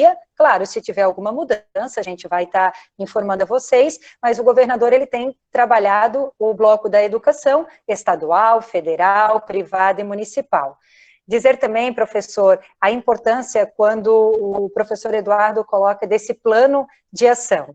E a resolução, então, é claro, dentro da autonomia de cada sistema, por mais que o Conselho Estadual ele faz o seu regimento para a rede estadual e as redes que não têm o seu sistema próprio, mas os sistemas locais poderiam estar fazendo uma interpretação, mas dentro da sua realidade.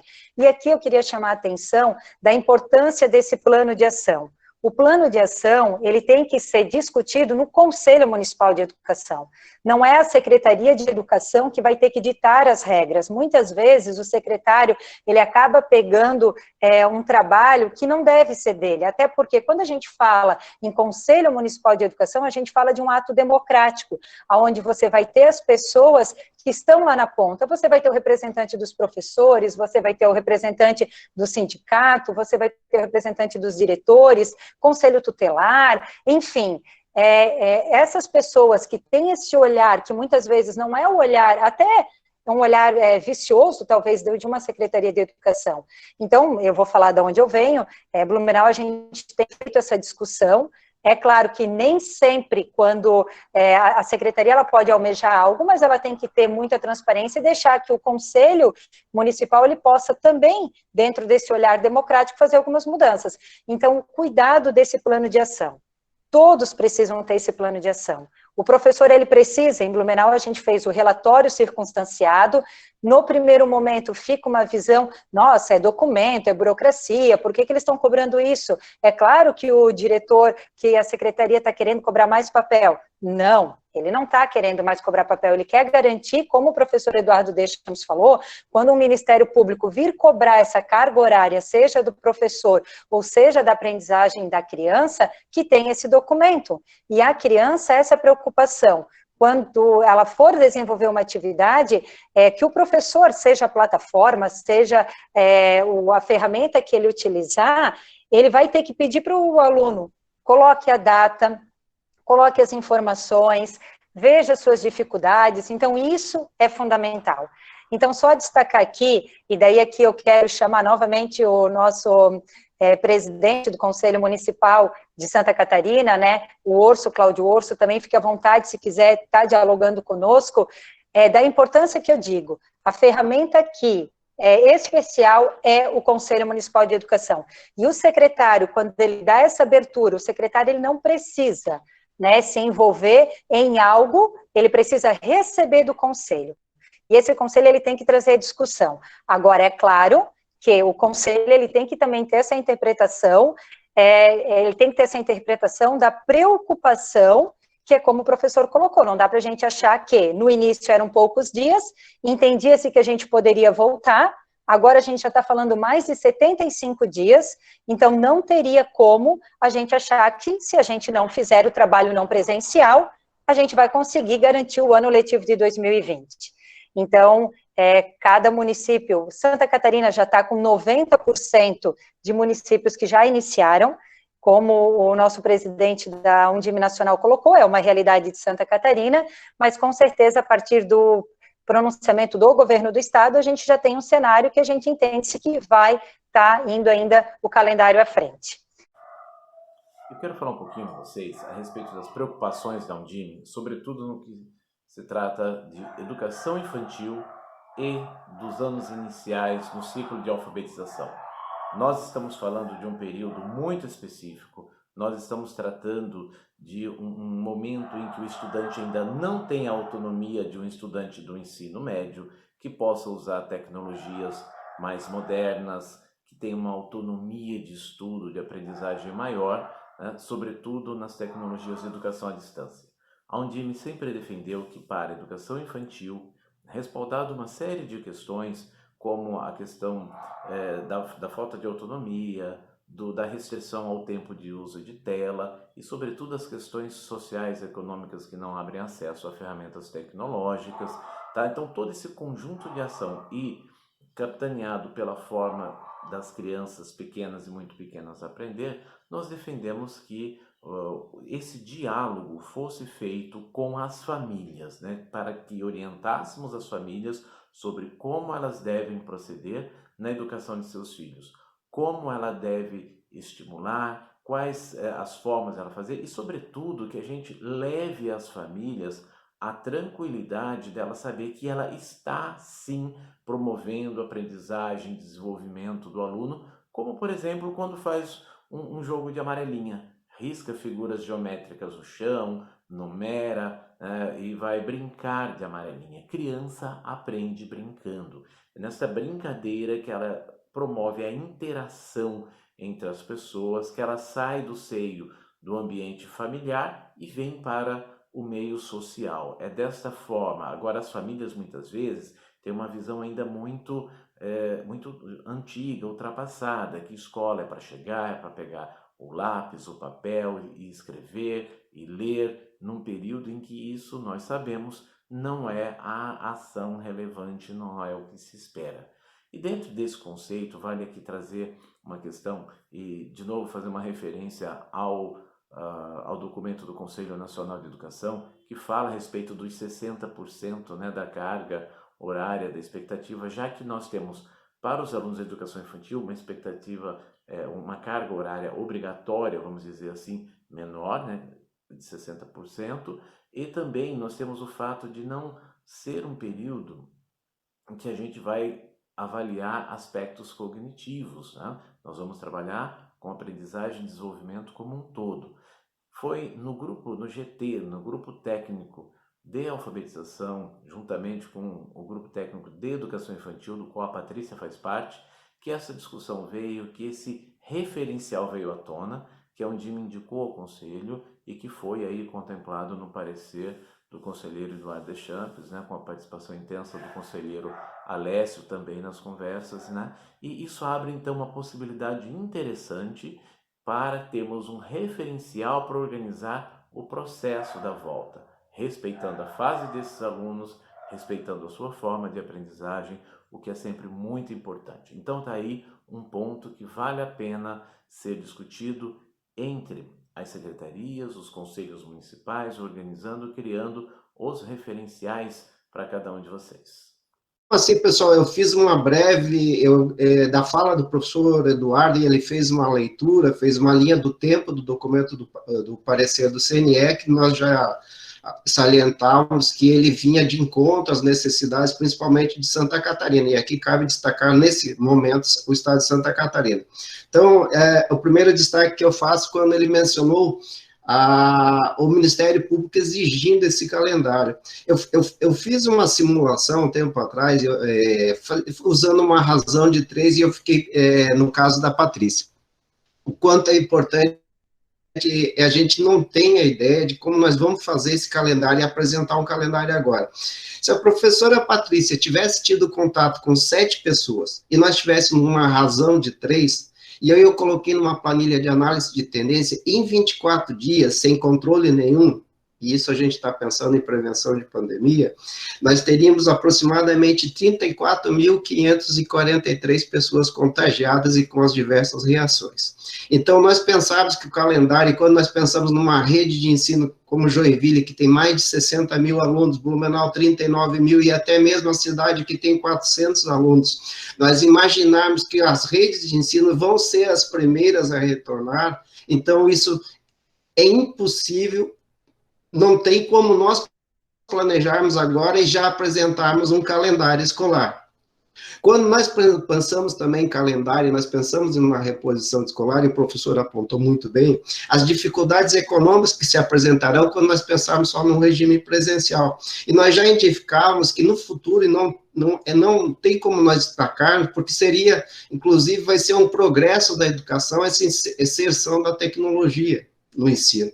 Então, nós imaginamos já que teria que, sim, nessa reposição, um regime presencial, uma parte, e uma extensão desse regime com o uso de tecnologias remotas, o que vai ser muito mais fácil, porque esses alunos estarão na parte da manhã, imagina-se assim, um exemplo, e à tarde eles farão atividades e continuarão com essa tutela.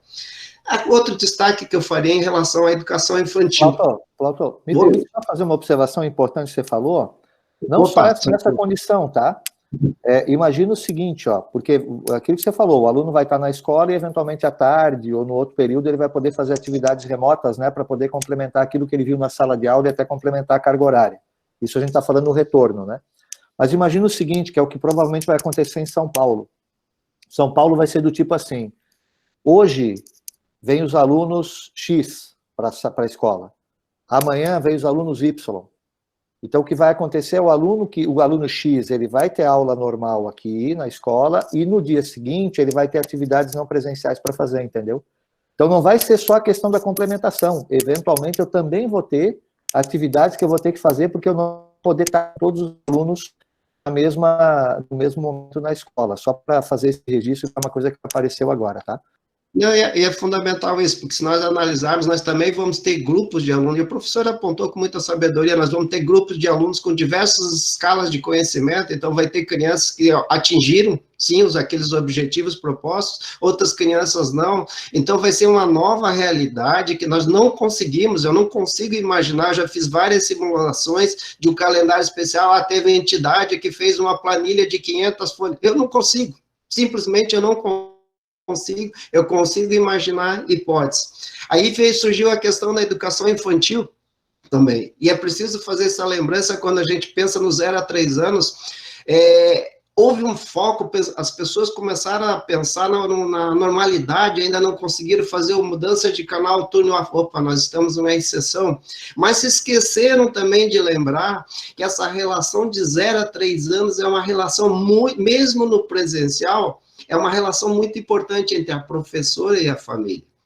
E sim, agora nesse momento, nós sabemos que 96% dos lares, as famílias, nós temos diversos problemas de famílias com baixo estímulo ambiental.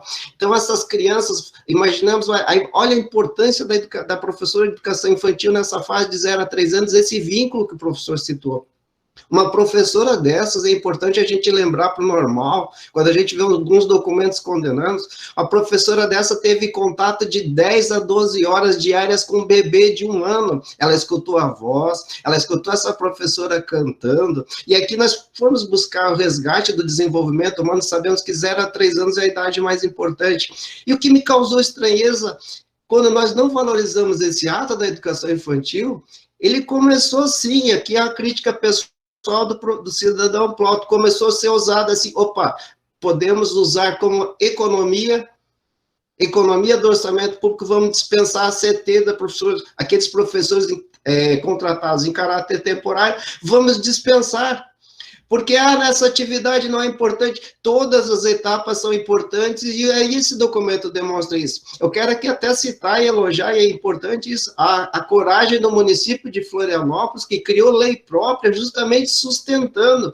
porque entendeu a importância desse vínculo que o CNE fez, dessa diretriz de entender que, opa, 0 a 3 anos, sim, essa professora continua, assim, trabalhando, porque o interlocutor, e aí sim, e mesmo nas séries iniciais, é a família.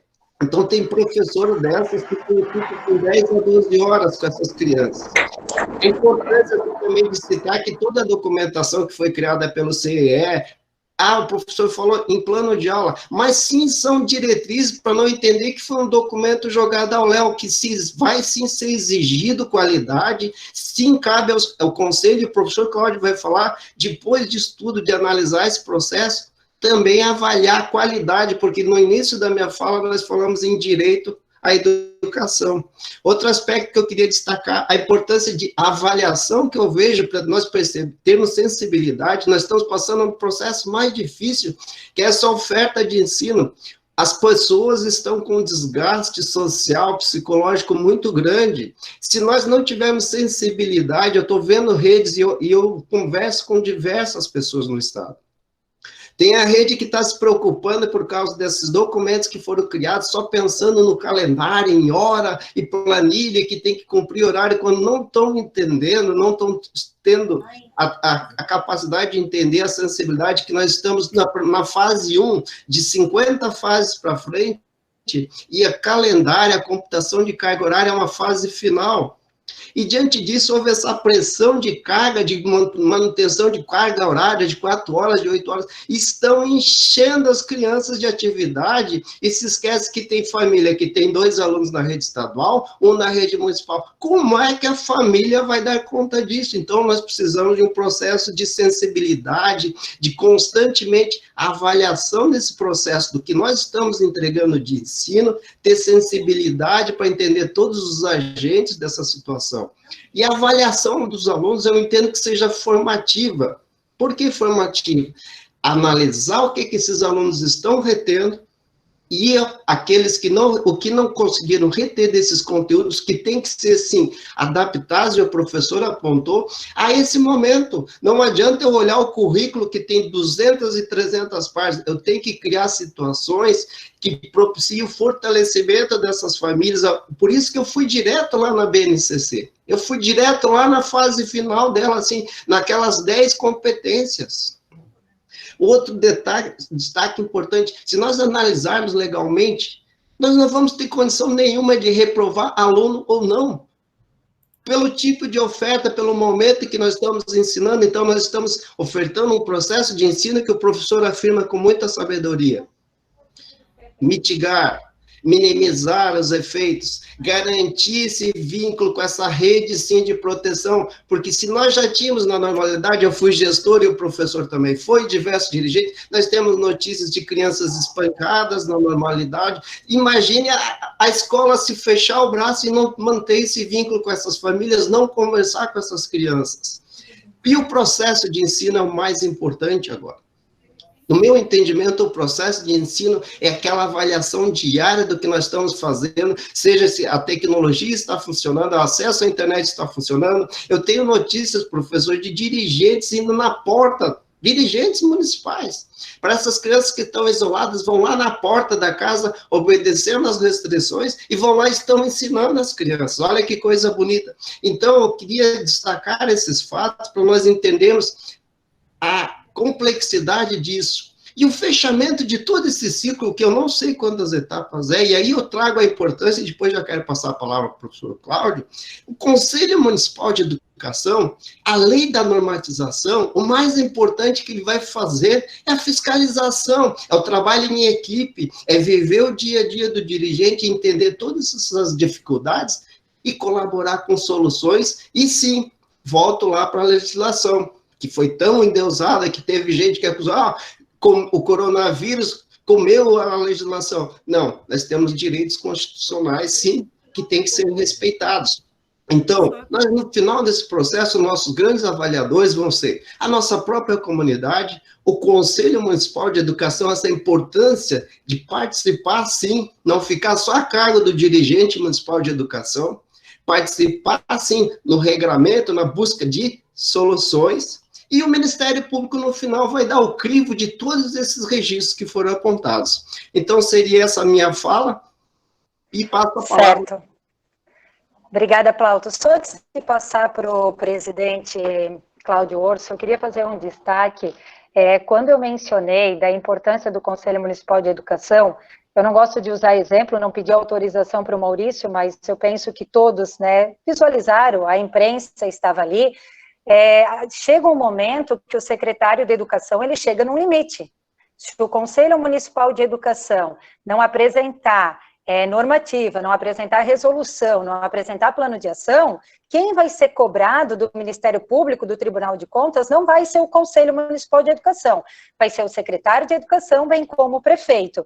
Então, a gente precisa, quando eu menciono da importância do Conselho, só que também, e daí eu quero dizer que tudo, a gente precisa ter um retorno e a gente não pode aguardar. A exemplo que aconteceu em Florianópolis, desculpa, professor Maurício está mencionando, mas penso que você não vê problema, que todos já acabaram visualizando, é fundamental que esse conselho, ele tem esse olhar sensível quando tem uma Secretaria de Educação que quer continuar as atividades, quando tem uma Secretaria de Educação onde é cobrado do prefeito, porque a gente sabe que atrás do secretário de Educação a gente tem um prefeito, a gente tem uma Câmara de Vereador, a gente sabe que é uma situação técnica, mas se o conselho não apresentar alternativa, quem vai ter que tomar a frente é o secretário. Quando eu mencionei na minha fala, né, que às vezes o secretário ele não precisa fazer a função que não seja dele, é quando tem um conselho que vai caminhando com a diretriz da secretaria. E a gente sabe que essa não é uma realidade. Eu não posso falar aqui de uma realidade da cidade A, da cidade B, como a gente sabe que tem municípios que apresentam alguns conselhos que não conseguiram ainda encaminhar. Aí o secretário, ele vai ter que ir para a linha de frente, como o Plauto falou, o Maurício fez uma lei própria para garantir um trabalho. Então, assim, não que o secretário ele vai ser omisso, não. Quando ele vê que não tem um avanço do conselho, ele vai ter que tomar atitude, porque quem vai ser cobrado, Tribunal de Contas, Ministério Público, Prefeito e Secretário, somos nós enquanto ordenador de despesa e de dirigente, tá certo? Vai lá, professora. Patrícia, inicialmente gostaria de cumprimentá-la, Patrícia, Cláudia, vice-presidente estadual da Undime, cumprimentar aí o professor Plauto, mediador desse webinário, o professor Eduardo de Champs, da qual a gente já tem várias conversas também e vários momentos, teve a oportunidade de alinhar algumas questões, cumprimentar os demais membros da UNCM Estadual Santa Catarina, nós temos aí algumas pessoas que estão participando também, a Yara, a Maria Luísa, né, e outras pessoas que estão na escuta aí também, muitos municipais de educação que tenham percebido o acompanhamento aí das observações e também pelos nomes que a gente tem colocado, que aparecem aí, então. Gostaria de dizer que é o seguinte, em primeiro lugar, eu acho que a preocupação, ela não é algo específico de uma ou de outra área, né? Nós temos aí ou de uma ou de outra entidade. Nós temos a preocupação da Undime, nós temos a preocupação da UNCM, nós temos a preocupação do Poder Executivo, de modo especial, a Secretaria de Estado, Conselho Estadual de Educação, Conselho Nacional de Educação, né, e os Conselhos Municipais de Educação, eles ficam aí com uma grande responsabilidade no final do alinhamento das questões, dado que cabe ao Conselho Municipal, então, normatizar todo esse processo das escolas ou das redes, né, das redes municipais onde temos sistema próprio. E como a Patrícia bem falou, são poucos os municípios que não têm sistema próprio, né? E aí vale ressaltar que algumas questões é importante a gente dizer. Em primeiro lugar, o papel dos conselhos, né? O conselho tem sim a responsabilidade de ser normatizador, e não vou nem entrar nas questões específicas, mas também ele é fiscalizador, como o Plauto falou, né? Esse é o papel do conselho. Então, nesse momento em que a gente está trabalhando e buscando uma alternativa para encurtar as distâncias, ou as dificuldades, né? Reduzir as dificuldades entre no processo que a gente está vivenciando, eu acho que é importante ali o alinhamento. A Patrícia agora no final fez a observação quanto a Florianópolis, né? Então o alinhamento entre Secretaria Municipal de Educação e Conselho Municipal de Educação, ele é fundamental. Não temos outra alternativa.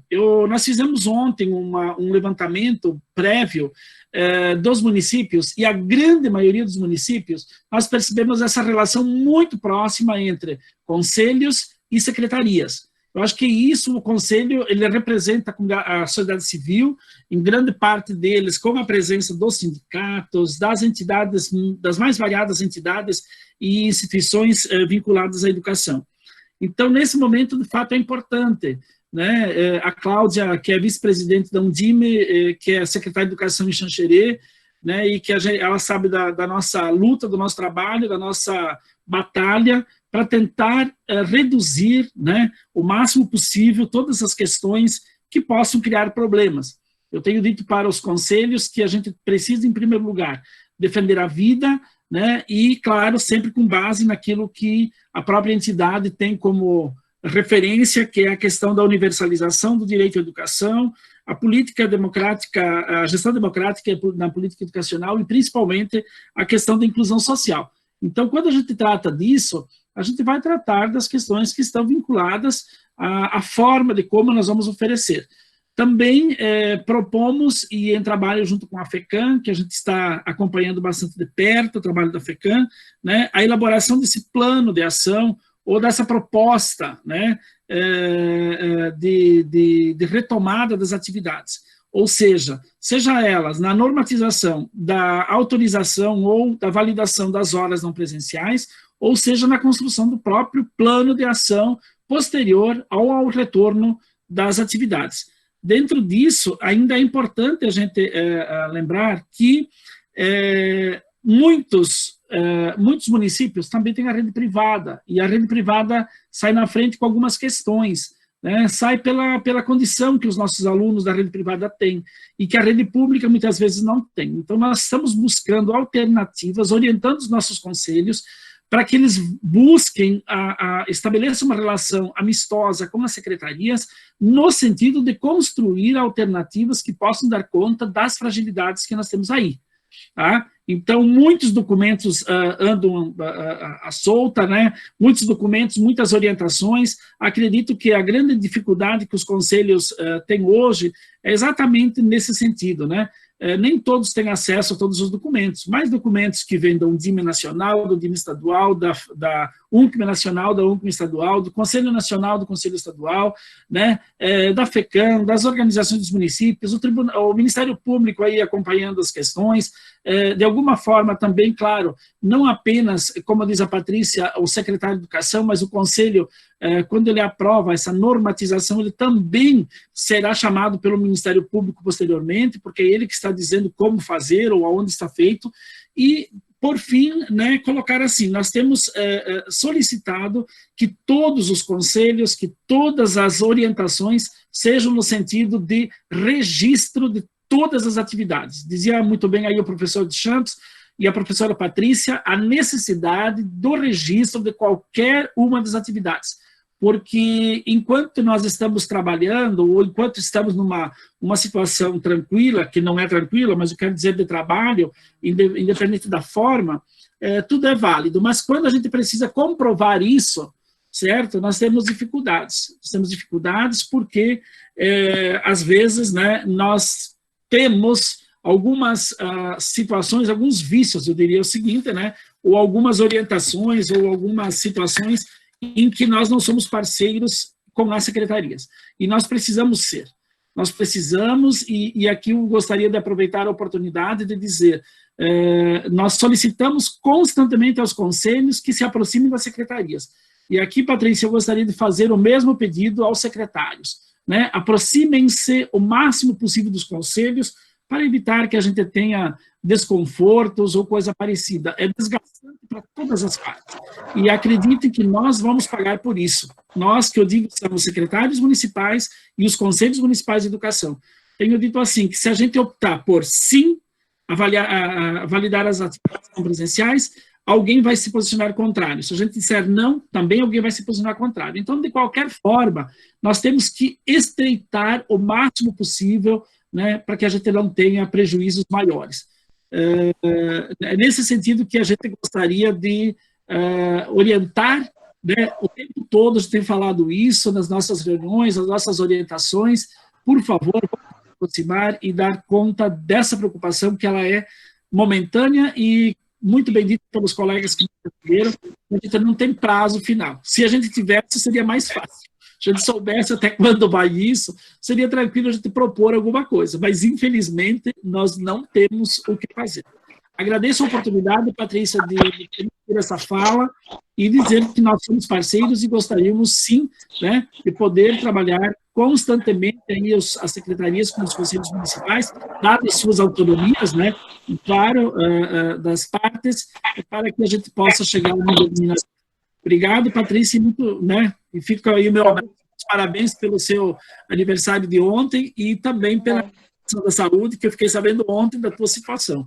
Então, acho que a gente fica, com certeza, sempre na torcida que isso não chegue próximo da gente e que não chegue nada, né? Não só para as pessoas próximas. Quando chega, a gente analisa com outro olhar, né? Obrigado. Desejo saúde e sucesso. Obrigada, professor. Até para a gente organizar, eu agradeço, Cláudia, é fundamental essa parceria, a gente precisa ter, né, é fundamental. O nosso objetivo é um só, é a qualidade das nossas crianças, dos nossos adolescentes, da nossa Santa Catarina. Então, se todos estão com esse objetivo, não tem o porquê da gente não dialogar. É claro que, às vezes, a gente precisa estreitar e ir avançando, porque a gente não pode ficar esperando, e a gente precisa também ir para uma ação. E, com certeza, o diálogo é a melhor saída, né? Reforçando o que você colocou, precisamos sim registrar, o professor precisa, o aluno precisa registrar essas atividades, porque depois a gente não vai conseguir, até porque vai ter os órgãos fiscalizatórios e a gente precisa garantir. Já me mandou o WhatsApp, mas eu consegui dar uma olhada aqui no chat e já vi as perguntas aqui, Luana, não são muitas não, tá? Perfeito. Isso, então, eu vou tentar responder todas elas aqui, tá? Tá bom, obrigada. Começando pela Sara, que perguntou, que falou rapidamente lá sobre a questão da utilização agora nesse período da mediação dos pais, né, das atividades não presenciais, e como muitos pais estão voltando a trabalhar, talvez não tenham condições de realizar essa mediação, o que certamente geraria uma exclusão. Sara, não tem saída, a gente vai ter que escolher que tipo de exclusão a gente vai fazer nesse momento, mas principalmente tentar selecionar um pouco, porque exclusão vai ter. Tá? E, aliás, essa exclusão já existe antes, né? Eu falei esses dias para o Ministério Público, a gente tem que tomar muito cuidado para não trazer para esse momento exclusões que já existem anteriormente, tá? Porque as famílias se estruturam de maneira diferente. Então, tem criança com família mais estruturada, tem criança com família menos estruturada, que gera também uma certa exclusão ou algum tipo de dificuldade no período. Então, nesse período, vamos tentar atender quem a gente consegue atender, mesmo que não seja de maneira perfeita, para quando retornar, a gente fazer uma boa avaliação diagnóstica e tentar dar atenção para aqueles que mais precisarem. Em vez de a gente tentar dar atenção para todo mundo no retorno, sabe, igual, vamos tentar focar uma atenção mais concentrada naqueles que tiverem mais problemas, e a gente consegue, eventualmente, fazer um trabalho diferente nesse período. É um pouco essa premissa que a gente trabalhou ali no processo, tá? Não será perfeito e são escolhas que a gente vai ter que fazer. A Grace, ela falou da questão da educação infantil por conta da fase oral, né? Que como a criança, eu só não entendi direito, Grace, ali no final você colocou, espero que repensem isso, né? Na verdade, ninguém está falando que tem que ser de um jeito ou de outro. Como a criança da educação infantil, principalmente ali da creche, ela tem muita essa questão da fase oral, botar muita coisa na boca, e assim por diante, que as condições talvez não sejam as mais adequadas, né? De higiene na escola para poder recepcionar as crianças. Eu imagino que é isso que você esteja falando, que elas estão em casa, né? Bom, então, aí vai muito da forma como a escola vai se organizar no retorno. Eu acho que algum tipo de retorno vai ter que ter, até porque as crianças da creche têm essa relação com os pais, né, que eventualmente precisam trabalhar, não tem com quem deixar a criança. Então, certamente, vai ser uma baita tarefa para quem é gestor de rede, garantir as condições adequadas para que as crianças não tenham nenhum risco, né, de contaminação no período que retornarem. A Sirlene, ela fez uma pergunta muito rápida sobre a divisão de bimestres, né? Sirlene, na verdade, eu vou imaginar a questão da divisão de bimestres porque ali tem as questões de avaliação relacionadas à composição de notas, assim por diante, né? Em tese, mas aí vai muito da orientação que a tua rede fizer para ti, a gente tem que pensar que a gente vai ter que revisar o PPP da escola, revisar inclusive as formas que eu vou utilizar de avaliação e os critérios que eu vou utilizar para a composição de notas, para fins de garantir a progressão, né, a promoção do estudante nesse período, tá? Então, o que eu diria é olhar o seu currículo, olhar a sua proposta pedagógica, olhar seu projeto e ver de que maneira você vai trabalhar isso. Eu não sei se a gente consegue deixar isso divididinho por bimestres, tá? Até porque não, o secretário Fred de Pernambuco fala muito bem, tá? A gente não está substituindo aula presencial por aula não presencial, a gente está substituindo uma coisa que seria desenvolvida presencialmente, por meio de aula, por algo que será desenvolvido por uma outra metodologia, que será por meio de atividades não presenciais, que vai fazer cômputo de carga horária. Então, a ideia é que vocês consigam imaginar o que vai ser feito e depois fazer um casamento em relação a essa distribuição bimestral, né? Um sistema municipal de educação, como não aparece o nome da cidade, eu não posso dizer, né? Uma secretaria, desculpa, fala da carga horária do pré 1 e 2, né? Quais são as sugestões. Na verdade, essa é uma situação muito complexa, tá? Eu diria para você o seguinte, ó, fazendo uma leitura muito, digamos assim, generosa da legislação, tá? Você teria a necessidade de cumprir 60% da carga horária, tá? Obviamente que como não há retenção, né, a questão de seguir adiante da criança, não existe uma retenção da criança nesse momento, a questão da carga horária ali, ela está muito mais o que eu consigo desenvolver com o meu estudante agora, durante esse período e depois, no retorno, do que simplesmente um cômputo de horas. Como a legislação fala em horas, tem dois caminhos. Eu sair por essa alternativa de que 60% é o que eu tenho que dar, né, obrigatoriamente, eu poder, eventualmente, de acordo com a legislação de cada sistema, poder computar essa carga horária, ou, ao mesmo tempo, tem uma emenda na MP 934 que propõe a flexibilização da carga horária da educação infantil. Então, isso é uma coisa que a gente vai ter que ir acompanhando gradativamente. Eu diria o seguinte, se eu estivesse numa posição de vocês sabem muito melhor a situação de vocês agora do que qualquer um, eu faria o quê? Eu tentaria atender o máximo possível que eu conseguisse com as minhas crianças agora, registraria isso que eu estou fazendo e vamos fazer essa discussão da carga horária na sequência, tá, gente? Porque no caso da educação infantil é um pouquinho mais complexo. Eu queria fazer, a Bárbara Bruning, ela fez algumas observações sobre as funções do Conselho Municipal de Educação e a responsabilidade do Legislativo, porque, segundo ela, a normatizar calendário escolar, em tese, é uma função do Conselho, tá? Depende da lei do sistema, Bárbara. O que a LDB fala é que é competência desse sistema de ensino e de escolas e instituições de ensino.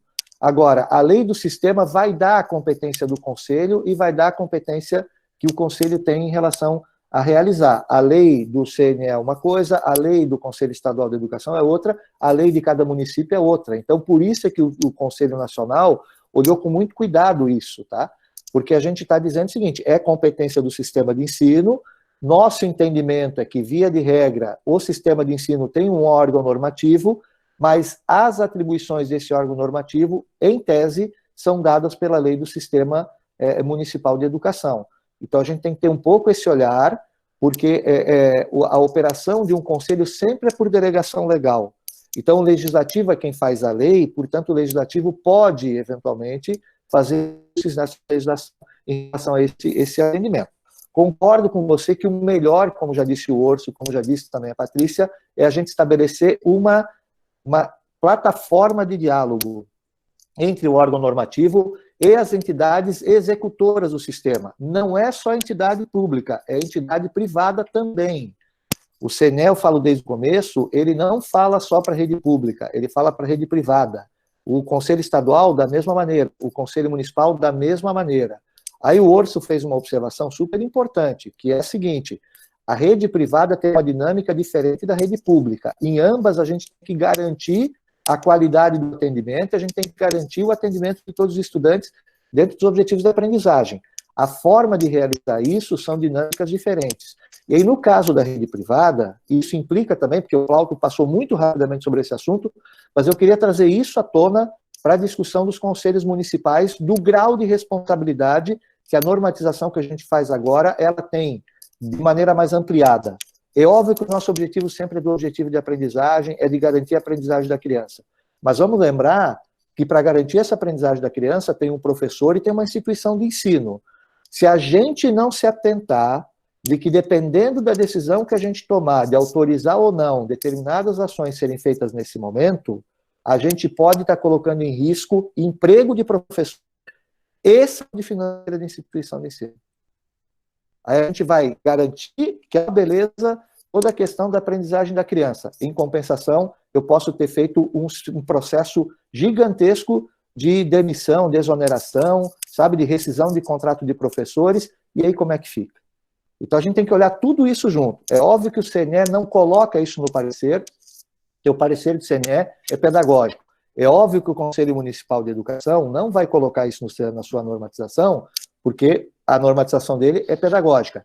Mas a tomada de decisão que a gente fizer do ponto de vista pedagógico tem impacto, sim, em relação à estrutura de emprego, estrutura trabalhista, uma série de coisas. Inclusive para a gente sempre refletir.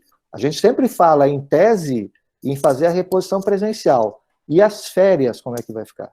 Só para ter um tópico, para a gente ter isso na pauta, tá, gente? Isso tudo é uma organização operacional de quem é gestor de rede e que a gente, enquanto conselho, tem que ter noção de que, dependendo da decisão que a gente tomar, a gente pode impactar nessas questões todas. Relação trabalhista, relação de consumo, contrato de escola com pais para pagamento de mensalidade.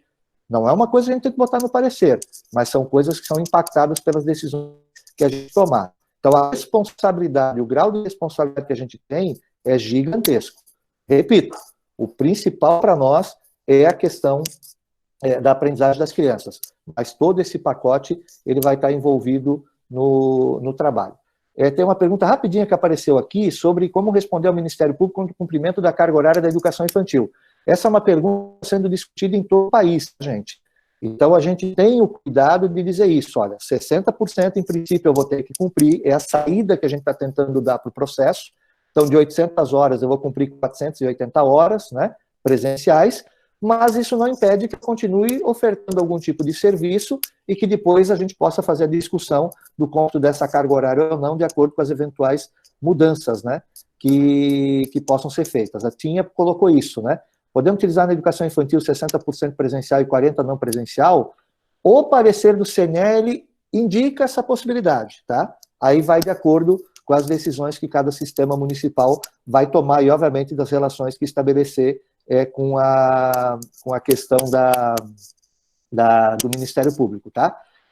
Essa questão dos 60-40 está sendo usada em Londrina, por exemplo. Eu vi que a Bárbara colocou que em Florianópolis também é assim, né? Então, essas questões todas, elas devem ser utilizadas, estão sendo utilizadas em vários municípios. Lá em Londrina também, o próprio Conselho Municipal regulamentou dessa maneira, tá? Sobre as diretrizes curriculares nacionais da educação infantil, tá? Sim, é importante observá-las. Agora, também é importante ter um item lá no finalzinho do nosso parecer, que diz o seguinte: o CNE pode emitir outros pareceres específicos para cada nível, etapa ou modalidade de ensino, se necessário. Ou se tiver algum choque, que a gente não conseguiu cobrir todas as legislações, né? Se a gente tiver algum choque, obviamente o CNE pode fazer alguns pareceres ou posicionamentos adicionais que se fizerem necessários, tá? Certo. Eu acho que, eu tenho certeza, a educação infantil nesse momento, né, professor e todos os secretários, conselheiros que estão nos ouvindo, é fundamental esse vínculo afetivo. As crianças querem ouvir os professores, as crianças querem visualizar a saudade para que essa ruptura no retorno, como o professor colocou, esse retorno, que a gente não vai estar no isolamento social, mas a gente vai estar no distanciamento social, não vai estar permitindo esse toque, se a gente deixar um período muito grande de não ouvir, não visualizar esse professor, aqui para além da carga horária, para além do calendário, independente, a educação infantil agora, mais do que nunca, por mais que com essa flexibilidade de frequência, nós precisamos marcar, sim, a educação infantil, como ela é vista como a primeira etapa, e a gente precisa marcar com esse resgate de trazer essa família próxima a essas crianças, as escolas e os centros de educação infantil. Quero fazer as considerações finais, gostaria que o professor também pudesse fazer, Plauto, para a gente ir nos encaminhamentos também. Então, deixa eu só fazer algumas observações super importantes, que é uma coisa que eu acabei esquecendo de falar, Patrícia, porque você falou na sua fala ali, de que o parecer ele não tem chocado com que os conselhos municipais ou as mesmas secretarias têm feito. Isso foi de propósito mesmo, tá? A gente ouviu muito, observou muito o que estava sendo feito, a gente procurou só colocar alguns limites, mas, na verdade, procurando respeitar muito o que já vinha sendo feito, tá? A nossa ideia com o parecer era dar muito mais segurança jurídica para o que estava sendo feito, para as inovações que estavam sendo propostas pelas secretarias municipais, pelos conselhos municipais, do que necessariamente criar um transtorno adicional. E aí tem alguns exemplos muito bacanas, né? Eu vou citar lá o caso que eu participei de uma web com o pessoal do Paraná, e aí estava a secretária de Londrina, que por coincidência é minha amiga, né? Ela fez um curso comigo, a Maria Tereza, e ela começou a contar um pouco da experiência. Eles tinham retornado, fazia 5 dias com atividades não presenciais com os estudantes, trabalharam muito em relação à forma como realizar isso. Eles estão atendendo a educação infantil, estão atendendo os anos iniciais, que é no Paraná, os anos finais está quase tudo com o Estado, né, e fazendo esse trabalho, tá? Eles criaram todo um sistema lá de atendimento, e tem algumas coisas muito bacanas, ela de vez em quando manda vídeo para mim, muito bacanas estão sendo feitas. Dizer que a gente vai fazer atividade não presencial e que não deve utilizar tecnologia com as crianças pequenas ou muito pequenas, não significa dizer que em algum momento a gente não possa utilizar. O que não dá é para a gente ficar com elas conectadas, né? Não vai existir isso para estar conectado o tempo todo. Mas como você falou, né, Patrícia, até pela questão do vínculo, um vídeo que a professora grava e manda pelo WhatsApp para a criança ver na tela, sabe? Ela vai fazer reconhecimento, algumas crianças vão fazer reconhecimento disso, tá? Um vídeo que a mãe grava da criança para ela mandando de volta, mas o mais legal que ela comentou, para vocês verem como é importante isso para o vínculo da escola, é o seguinte, ela disse que no primeiro dia que eles começaram com atividade não presencial, e para algumas crianças online, a criança fez questão de botar o uniforme para dizer que estava indo para a escola. Então, assim, ó, é esse tipo de relatos que a gente tem, gente. A gente tem que tomar muito cuidado com a questão, sabe, pedagógica, com a questão da aprendizagem, mas tem uma relação de escola com a criança que às vezes passa despercebido para a gente, quando a gente fica só olhando número, horas, assim por diante. Por isso que eu tenho falado, o momento é da gente pensar como é que a escola pode chegar até a criança, uma vez que a criança não pode ir até a escola. É isso que a gente vai resolver. O resto, gente, a gente vai resolver com tempo, com calma, sabe? Essa é a mais importante, talvez, que a gente possa fazer. E assim eu fecho aqui para deixar a Patrícia e o Plauto fazerem o fechamento. Né? Obrigado por sua disposição, tá? Nossa, nós que agradecemos. O portão, ele está fechado, né, professor? Mas a escola, ela não pode estar fechada. Não é o portão fechado que vai fazer com que a escola não possa chegar nas nossas crianças, né? É um momento sensível, é um momento difícil, mas nós precisamos, sim, fazer algo para que a gente possa aproximar e garantir para que a gente não perca ter esse ano letivo de 2020 também e fazer escolhas. Né, aqui nas considerações, queria também fazer essa minha fala, fazer escolhas do que a gente vai prever enquanto currículo. Ninguém está aqui pedindo para fazer atividades fragmentadas, muito pelo contrário, nós temos o nosso currículo do território catarinense, muitos municípios têm o seu próprio currículo, dentro do seu currículo é o momento da Secretaria de Educação planejar o que ela vai querer garantir, e eu volto à fala, hoje à tarde eu tenho uma web com os mais de 3.500 professores da rede Blumenau, e eu quero enfatizar isso que a gente colocou no início, as 10 competências. Quando a gente aprovou a base, a gente viu que as 10 competências, ela veio para ter esse olhar humano, esse olhar de autonomia, que o cuidado, ele vem não só mais na educação infantil, o cuidado vai até o ensino médio, que é esse cuidado do adolescente. E essa epidemia, ela vem mostrar que é a hora de colocar essas 10 competências. É a hora da gente também poder olhar, enquanto rede, essas 10 competências que o Plauto também fez a leitura no início. Plauto, você gostaria também de fazer as considerações, por favor? Bem, é um momento muito importante. Eu quero agradecer ao professor Eduardo pela excelente leitura do documento, que nos deu mais norte, nos deu a segurança de que a Undime estava orientando, estava da forma correta.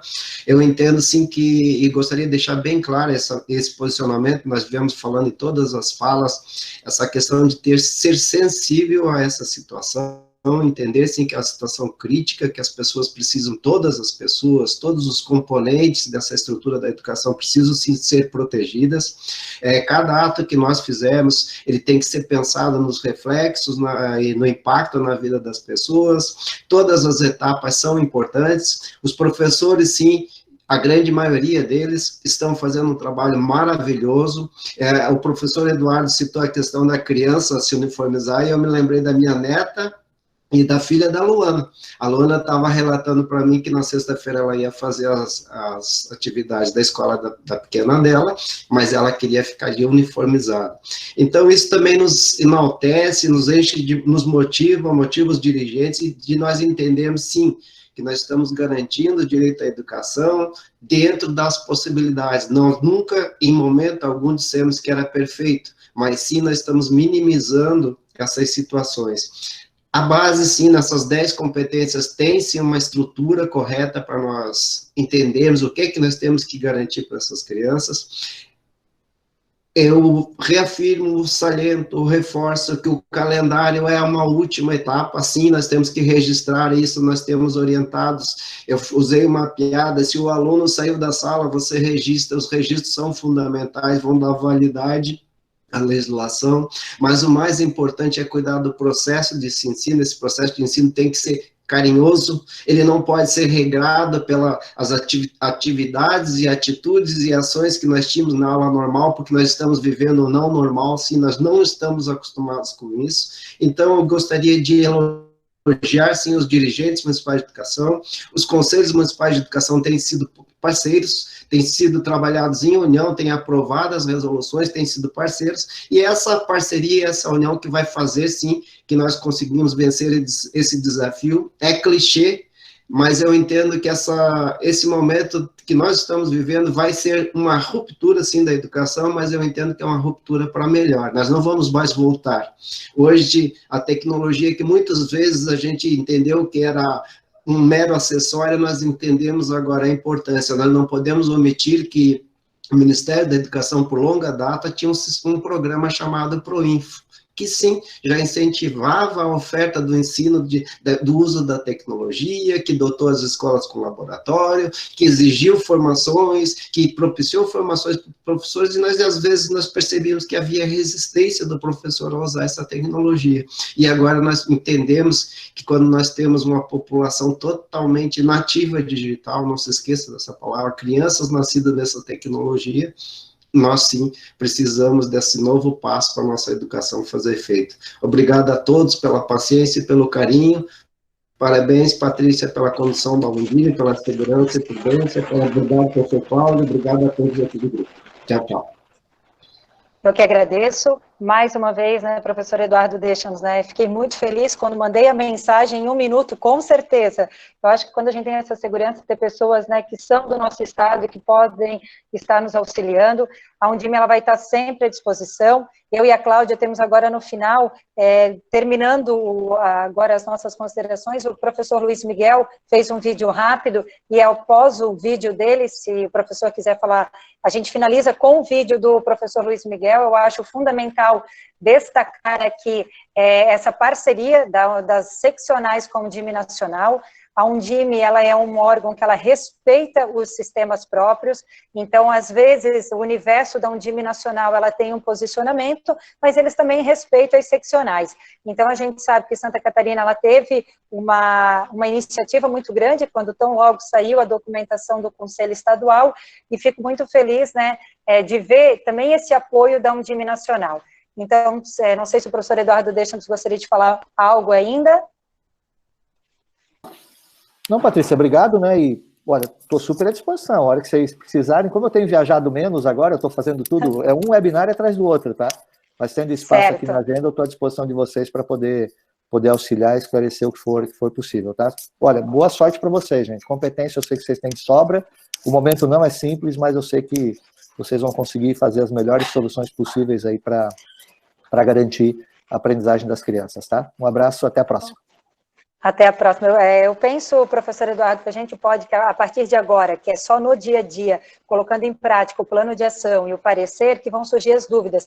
A gente pode organizar daqui uns 15 dias ou 10 dias um webinário apenas com perguntas já pré-estabelecidas, que eu acho que seja fundamental também, e a gente pode encaminhar para o professor. Então, eu agradeço mais uma vez, e eu e a Cláudia convidamos a todos para assistir, né, um vídeo curto de 3 minutos, mas o presidente da Undime Nacional, que organizou também com muito carinho essa fala final para nós. Muito obrigada, a Undime está à disposição, agradecer a Luana, toda a equipe, a Cláudia, a diretoria, dizer que a gente faz com muito amor, porque amamos a educação das nossas crianças e dos nossos adolescentes. Muito obrigada. E um outro ponto muito importante, e para concluir minha participação com vocês, é a respeito do retorno às aulas. A primeira questão é que esse retorno às aulas só aconteça de forma presencial quando tivermos realmente segurança, condição de oferecer aos nossos alunos, independente da faixa etária, um ambiente que seja seguro. Segundo, que a gente tenha um cuidado ainda maior com as crianças pequenas e muito pequenas, a dificuldade para utilizar máscara, para fazer distanciamento, muito maior. As unidades escolares têm um corpo de profissionais em quantitativo maior que estão ali o tempo todo interagindo, tendo contato com todas as crianças. Então, é muito importante termos esse cuidado para que a gente possa fazer essa garantia da saúde da criança também, da garantia à vida como um bem maior. Na sequência, nós precisamos entender como as ações que nós fizemos de forma não presencial impactaram, aqueles que ela efetivamente atingiu, aqueles que atingiu parcialmente, de que forma temos que fazer uma discussão profunda a respeito de um processo de avaliação, né, dada a metodologia diversa que o diverso público aí tem para que a gente possa olhar e compreender de que forma os direitos de aprendizagem foram garantidos, como nós faremos daqui para frente, como nós faremos esse processo de reposição, sobretudo na questão das diferenças, para que a gente não faça com que aquele que não teve acesso a um ou outro meio, por qualquer que seja a situação, não tenha aí ficado excluído, né? Para que a gente garanta a equidade nesse período. Então, essa é uma questão muito importante e muito relevante. E aí nós temos a questão, então, do planejamento dessas ações, né? Se o início da pandemia nos pegou absolutamente despreparados, era impossível estar preparado para algo dessa dimensão, a volta ela é certa, a gente sabe que ela acontecerá, muito provavelmente acontecerá em tempos que são diferentes para as regiões do país, para as regiões mesmo dentro de um mesmo estado, né? A gente deve ter situações diferenciadas, com as áreas que conseguem atingir e oferecer maiores condições de atendimento médico, com possivelmente aí antecipando de uma forma mais adiantada que as demais. Enfim, agora é o momento de pensarmos como será isso, daí a importância dessa interlocução também com a Secretaria Estadual de Educação, com os conselhos municipais, e é dessa forma que a gente tem certeza que o dirigente municipal de educação cumpre o seu papel de organizador desta rede. É desta forma que a gente tem certeza que a gente garante os direitos de aprendizagem.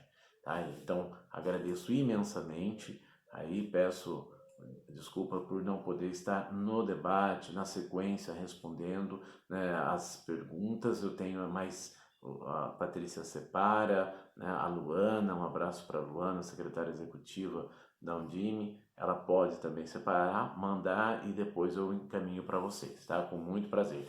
É que nesse momento realmente é um conflito de agenda muito intenso e nesse momento eu participo aí, né, são 2 outras atividades, termina umas 9 e já inicia a outra na sequência, tá bom? Então, um grande abraço a vocês, muito obrigado por participar e espero que logo possa estar aí com vocês presencialmente nesse diálogo.